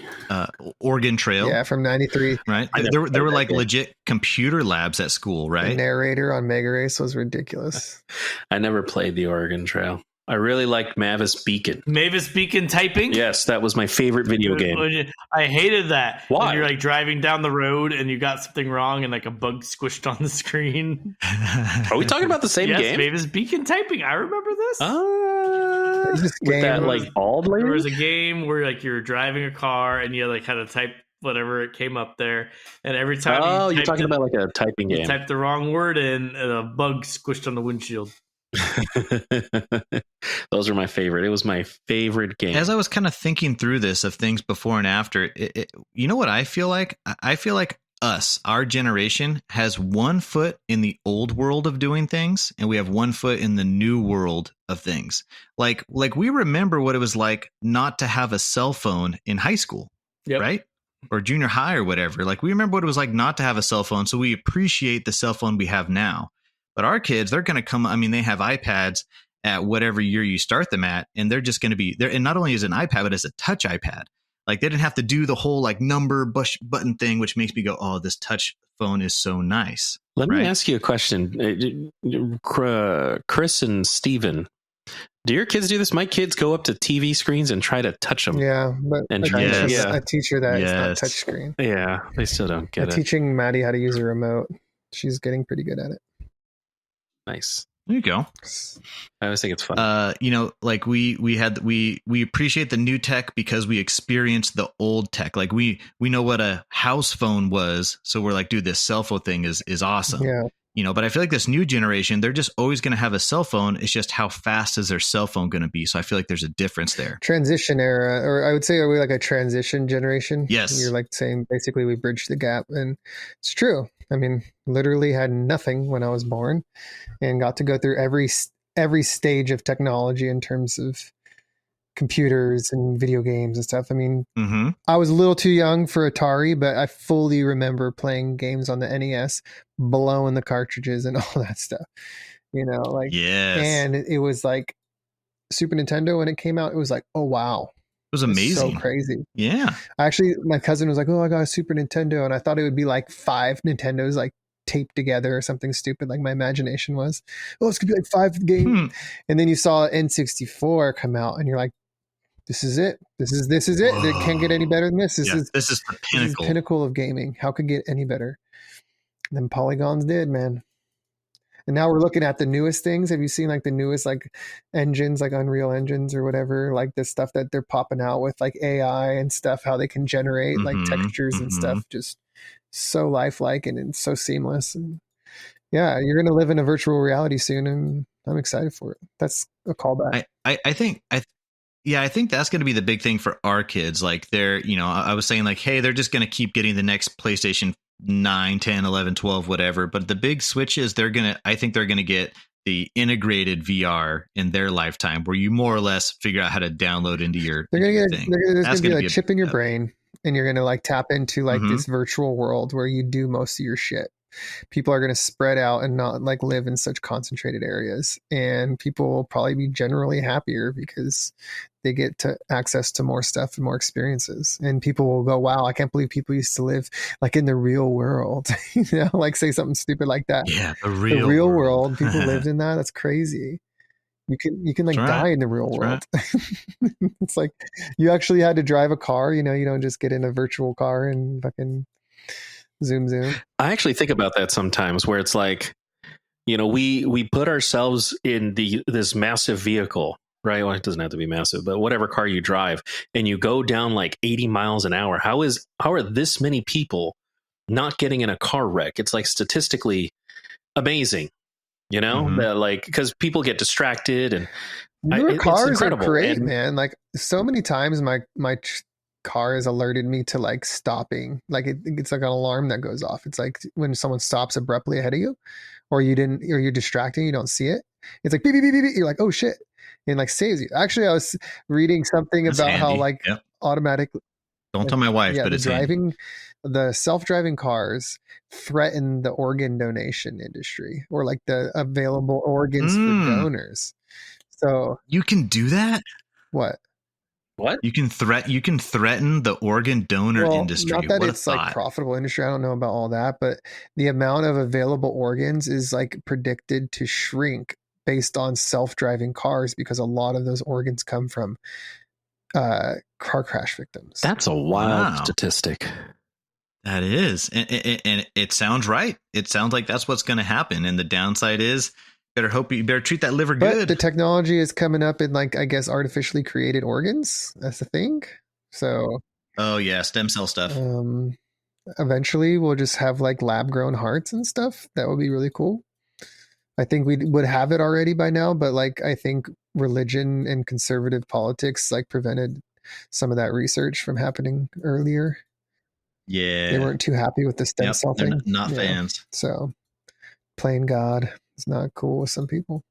It's like I saw a movie where you would buy an insurance package where they would make a physical clone of you, and that clone would be like living in this silo, and they thought the whole world was blown up, and they would eventually win a trip for a vacation, and that's when they would bring them to the surface and kill them and harvest your exact organ and give that back to you. And it was insurance. That's a really cool, really trippy movie. What's that one movie with like Tom Brady going to the clinic a bunch of times, and every time like a new version of him would come out? But they were actually like secretly just killing them. Movie where Tom Brady I can't remember what that was called. A Living with Yourself. Is that straight? It was Paul Rudd movie. It's called Living with Yourself, and it was like a Paul Rudd gets cloned, but he's supposed to go through this process. So he shows up at this like place, and then they basically promise that they can like genetically edit you or something to be like a better version of yourself. And he's like fucking up his life, but he goes through the process. But at the point where they're supposed to kill off the original version of you and just let the clone live, like something happens. So Paul Rudd and his clone are in the world together. And part of the movie was him going to the clinic and seeing Tom Brady go in there and come out. So like the theory was like Tom Brady kept going to it a bunch of times. So they're just like killing off the original one. But it was a good movie. I mean, I love Paul Rudd. It's nice. You know, something else I was thinking of was the damaging, how damaging technology was, like social media. So I think our age group we got a little bit of the social media, but I feel like since we got it later, I mean, it was impactful, but we weren't super hooked. But I feel like the people, they were just a few years behind us, like born in the early 90s. I think they got the social media in junior high, and I feel like now they're super messed up with like depression rates and stuff. You speak for yourself. And when it's I ironic was left off of somebody's MySpace top 8, dude, the whole week was around. There you go. It was traumatic, yeah. But so you're right. I think we were messed up. I just don't think we were as messed up as the group that came behind us. And then ironically, we're recognizing it. So now we're trying to like limit our kids' access to that. You know, the next generation. I'm definitely educating my kid little bits at a time. She's not that old yet, but like she'll be definitely educated on the negative effects of social media and why it's dangerous. Whereas the first generation that dealt with it, the parents were like, well, it's just whatever, it's harmless, you know. We got to see the end of Mr. Rogers and the rise of Disney and Star Wars, you know. So again, we're just kind of right in the middle there. Yeah. So this last portion is we've talked about being in the right place at the right time, having the hours, you know, getting all those things coming together. But what about if you have a displacement or a displacer? And an example I would give of that is like World War II, right? If World War II started in 1939, if you turned 21 in 1939, that means you were born in a bad year, because you were going to come out of college and you were going to start your career. But you had to put your career on hold for 5 or 6 years to go fight the war, or maybe there wasn't as many opportunities. So if war started in 1939, 21 years before that, you know, if you're born in 1918, it was just a bad time to be born in general for anybody. Now, if you were born, you know, like where you graduated college at the end of the war, that means you would have come out of college, and there would be high demand and low supply of people to fill those jobs. So it's actually the baby boomers, I think, had a lot of success because you just had to come out of college. You just came out and there was all this opportunity waiting for you because the war had just ended. So that's an example of a displacer. So I was trying to think, has there been a displacer in our era, our generation? COVID? I think it's too early to know. COVID? I think you know in hindsight once the dust settles. Weren't kids like 2 years like no school kind of thing? Yep. I think those kids are gonna be impacted. You know, like I was talking to a family friend, and she worked at a school, and she went on a field trip to Washington D.C. and she said all the little boys were noticeably under mature level developed. Like they were in a restaurant and they went into the bathroom and they were holding on to the door stalls and swinging back and forth, and they ended up pulling the doors off. They did the same thing on the urinal, and the urinal came off the wall. So they were just at an age where they were physically strong to do things, but they didn't have the mental capacity of realizing they shouldn't do those. Yeah. Go figure. So I was thinking about this at work. You know what the big displacer that I was thinking of was? How about the Great Recession? Oh, nice. Oh, So I work in construction. Construction is super tied to the economy, but it's unique because construction follows the economy. So the recession started in like 2007. We started feeling it like 6 months to a year later. So let's say 2008. So 2007 to about 2012, 13. Actually, I got this emblem right here that'll make more sense. So this is the gross revenue of construction. So 2007 was the last good construction year. Then it dropped It bottomed out in 2011, and then it started a slow climb back, and it was back to normal in 2017. Now imagine you just finished your construction education and you graduated in 2007 or 2008. You came out of college and a global recession started and there were no jobs for you. What do? Go to McDonald's. You do a career change, and it basically it delays your career start point. And if you survive the recession, I'm not sure if you ever got back into construction. I think a lot of people who graduated 2008 in construction, I don't think they were ever able to get back because they couldn't afford to. They had to go to a McDonald's or a grocery store or become a truck driver. They had to do something to keep things moving along. So if you're born in 2000, so if you graduate in 2008, that was a bad time. Let's say you on average you graduate in like 2000, or you graduate at the year of like 24 years old, give or take. So 24 years old before 2011 means you were born in, or let's see here. And actually it'd be twofold. You wouldn't want to graduate in 2007, but you also wouldn't want to graduate about 5 years before that either. Because if you only had 5 years of experience, you got laid off. You didn't have enough experience or enough seniority to stay employed during that recession. So I would say it's actually going to be 29 years before 2007. So if you were born before 1978, you probably survived the recession okay. Now let's say, is that a good one, Ryan? Yeah, that's great. Now let's say on the backside, right? Let's say if you graduated in 2011, kind of at the tail end of the recession, you probably came out at a beautiful opportunity. There was probably work everywhere. There was high demand. So if you were 24 years before 2011, that means if you were born in 1987 or after, it was beneficial for you to go into construction because it was right time, right place, right? Now, so I looked at myself. Now, Stephen, I was born in 1988, and I realized that I got a construction job in 2011. And I'm like, man, was it my actual ability, or was it just being born at the right time and getting out of college at the right time? Right? I mean, like Steven, you're kind of in the same boat, right? You got a good construction job. You're the same age as me.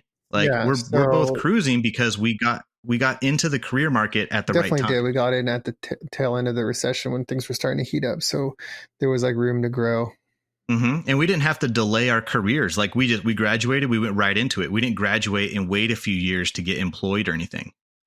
Now think about those two time periods, 1978 to 1987. That means if you were born in between those two, you were set up to not have a good time in construction. So there's this 10-year gap there. Now I started realizing that if I'm mid 30s right now, and there's this 10-year gap, I was like, does that mean that there's not a lot of 40-year-olds that work for my company? And I realized there's not. It's you're either 38 and under, or you're 50 and older. Would you say there's no one at that 40-year gap because they would have came out of the recession at the wrong time and they couldn't get a foothold in construction? Right? So those people in 1978, they're going to graduate and they're going to retire in 5 years. So does that mean in 5 years, you're going to have this sudden vacuum because you don't have anyone that's in their 40s to take over for those people? So Steven, that means you, me, Angel, Ryan, in 5 years, we're suddenly going to get sucked up into these super management positions because there's going to be no one to fill the group retirement. Oh yeah, baby. Oh, that's good, I guess. Right? So I was thinking about that. Does that mean that should companies be searching high and low for 35-year-olds right now and stocking up on those? If you have a bunch of 35-year-olds, when that turnover happens, you're going to have a group of 35-year-olds that are going to, get sucked up into the high management positions, and you're going to have the other 35-year-olds that are going to manage the transition. This is true. It's funny. I actually experienced this when I was in the oil field. See, when they hire oil field people, right, you have a crew, and usually they stay years, decades in these jobs because they're very low risk. because the work is very specialized and it's union and whatever, right? They just stay for a very long time, 40, 50 years. And right around the time I hired into the oil field was right around the time a lot of them were retiring. There was a huge gap that you mentioned. That kind of reminded me. A bunch of us were in our 20s and 30s and everyone retiring in their 60s. It was wild. It was like a 30, 40 year gap. And a lot of people, usually when you become a senior or a head, they call them a head operator, right? It takes like 15, 20 years. We had people 5, 6 years in making HO. HO, which is wild. Head officer, and kind of scary because usually these people are they've seen a head operator. Yeah, head operator. They've seen like everything. They've seen, spills and fires, and they've gone through all kind of operational hell. Seasoned. And you have these greenhorns making HO, and it's it was interesting to watch for sure. So hey Ryan. So you're one of the little more senior cowboys. I like to call you Senior Ryan. Yes. I think you were born like more like were you like a 1985-ish? 86, baby. 86? Okay, 1986. Now, you wanted to be a teacher, right? That's right. When did you finish your teaching education? I think I got my... And ready for the job market? I got my bachelor's degree in 2012, and I finished the credential program 2013. Okay. Now, but I think you said the teaching field didn't pan out. Did it not pan out because it already was full? Oh, yeah. Or was there just not a lot of demand? You would have 200 potential teachers applying for one open position. And if you were lucky, you got maybe 4 or 5 interviews in the summer. Like, teaching has like a season for hiring. End of April, they post on what they expect to need in the fall. They start interviewing May, June. And if you're not in a position July to August, you're not getting a full-time position. And everything you'd interview for, it was like a couple hundred people applied, pick 5 to 10 to interview, and 1 gets the job. Man, like 100 to 200 people applying for a teaching position. So that sounds like a lot to me.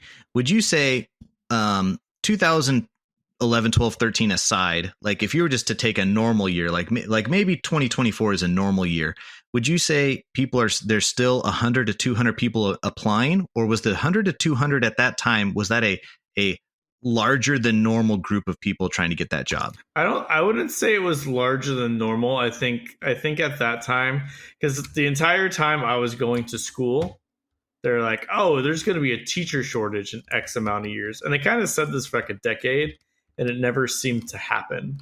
So I think it just kept stockpiling. And because people weren't retiring, like the positions weren't opening up. But it was mostly a California thing, because if you're willing to relocate, you could get a job. Like you could remotely interview, and you could move away and get a job. In Idaho or something. That was easy. But if you wanted to be in California, like you weren't getting shit. It's almost like the opposite of Angel's predicament. Like Angel's predicament was the older people are retiring, so there was a high demand. In this one, people were not retiring, and they probably were retiring much later than they should. And that created the opposite effect for Ryan in the school industry. And I'm also kind of curious if that recession played into it. Like, did you have a lot of unemployed teachers that 2012, 13, 14, things were starting to get back together and they were all rushing back into the job market? And so you're like, I'm here at the wrong time at the wrong place. And I think one of the things that's unique to teaching that causes a problem is tenure. Because you could have a teacher who's checked out and shit at their job that's nearly impossible to get rid of them if they have tenure. And that's something that doesn't really exist in the free markets, right? Like, Angel, if someone's shitty in your industry, they're gone, right? If they just shit at their job, they're going to get rid of them. Right, Angel? Yeah. I mean, unions play a role in something like that. You can have bad, but it's not as bad as tenure. Tenure's really bad. Yeah. So we can kind of see both sides of it.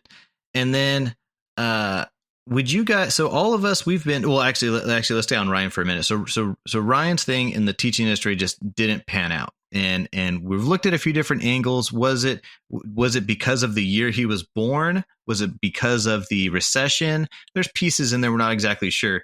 But Ryan went ahead and pivoted into the fire alarm business, and you're having a lot of success in that one right now, Ryan. Yes, right? sir, Bob. Didn't you just hit a goal for the month or something? Yeah, my Is that team what your hit team their did? sales goal halfway through the month for the month of May. It's a great thing. Nice. 5 for 5 for the year, Sounds like the baby. goal's Now- too low. Fuck you, eh? There you go. Fuck you. Now, Ryan, would you say For what? now, Fuck you. now, Ryan, would you say the people above you, like your superiors, Yes. would you say are they about your age, or are they like in their late 50s? Are they on the urge of retirement? Is there a big age gap between you and the next position? Is there a I bubble would say there? like the upper management in our corporate office level is probably like, late 50s, mid 60s.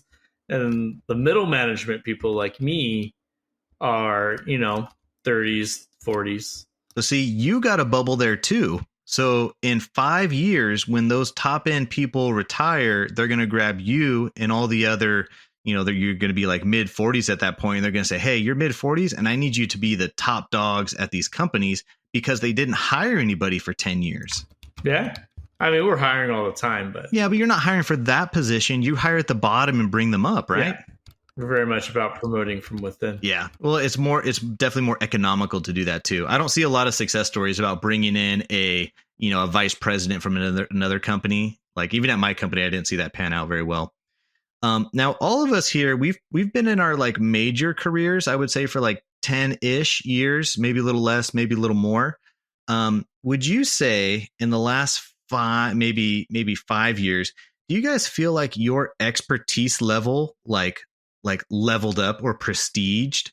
Like, I know we've been in it for a long time, but you like really hit your stride over the last few years where you're like, you almost feel like you're really at the top of your game right now, right? Whatever. Do you think it's because we just hit the 10-year or the 10,000 hours at doing our job? Yeah. Fuck no, dude. I've been coasting. I'm on cruise control, baby. Because you're a lazy piece of shit. No, I do exactly as much as I need to do at all times. Sounds lazy. Efficient. You gotta go above and beyond. For what? Why? It sounds like you need to be challenged. So I can overload my company and get in trouble with clients because I can't service their jobs. Is that what you want me to do?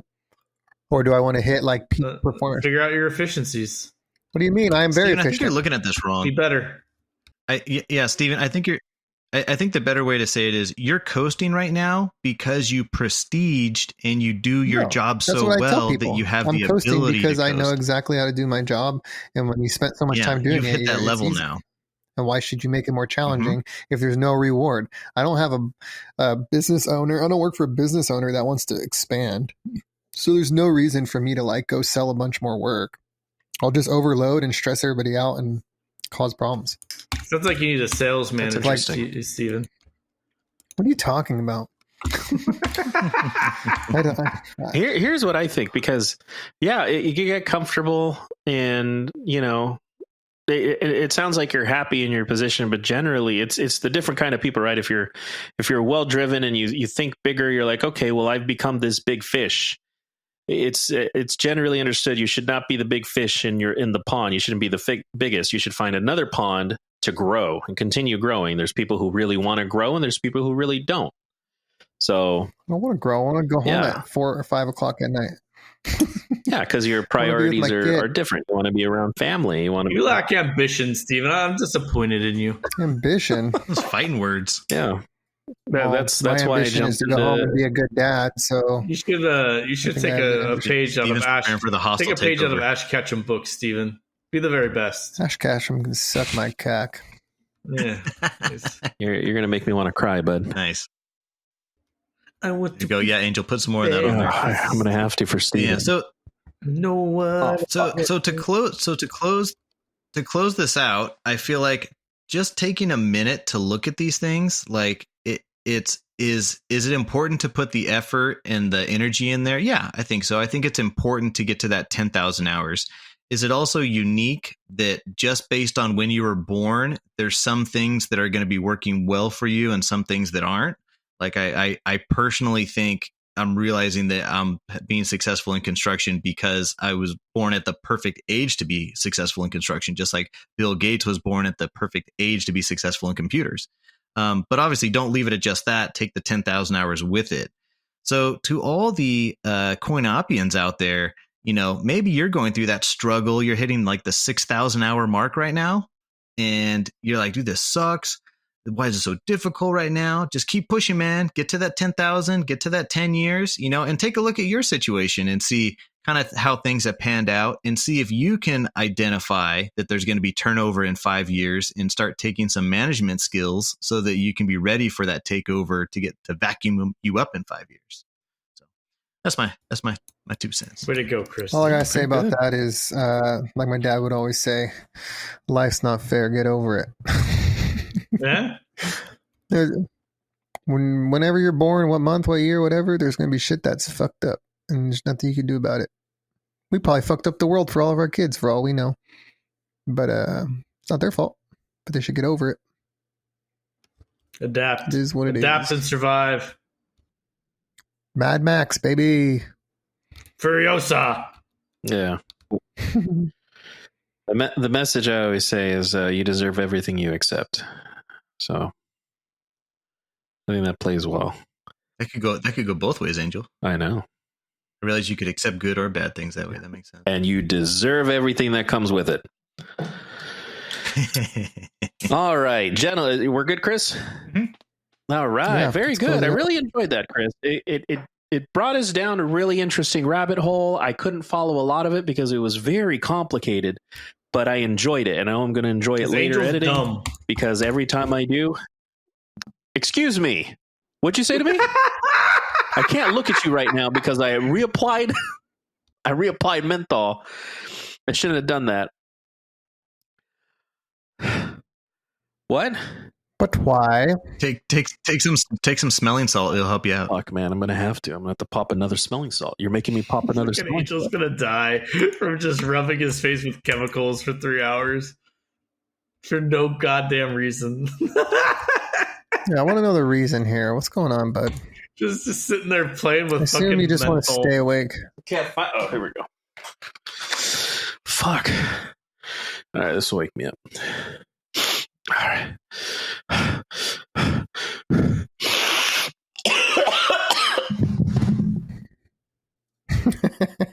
God!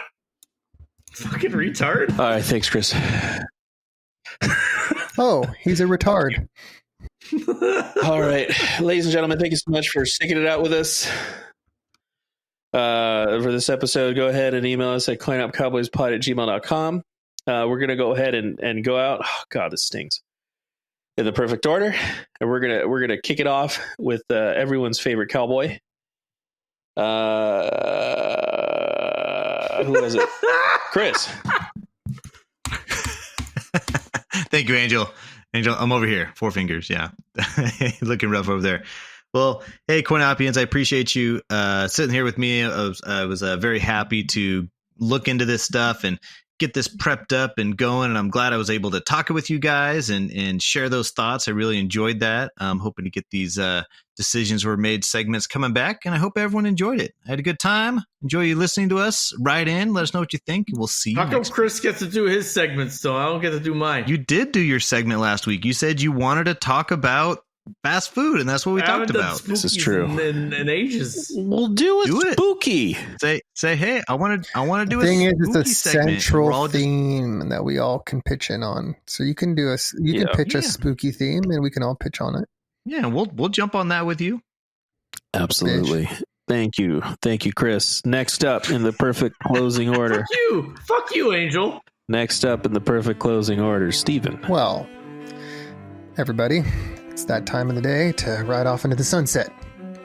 And hopefully we'll see each other on a different plane or meadow or whatever the fuck we're riding on these days in the CoinOp Cowboys. I just have one shout out to do. Is that okay, Angel? Yeah. Okay, special shout out to Megan. You're a fucking bitch.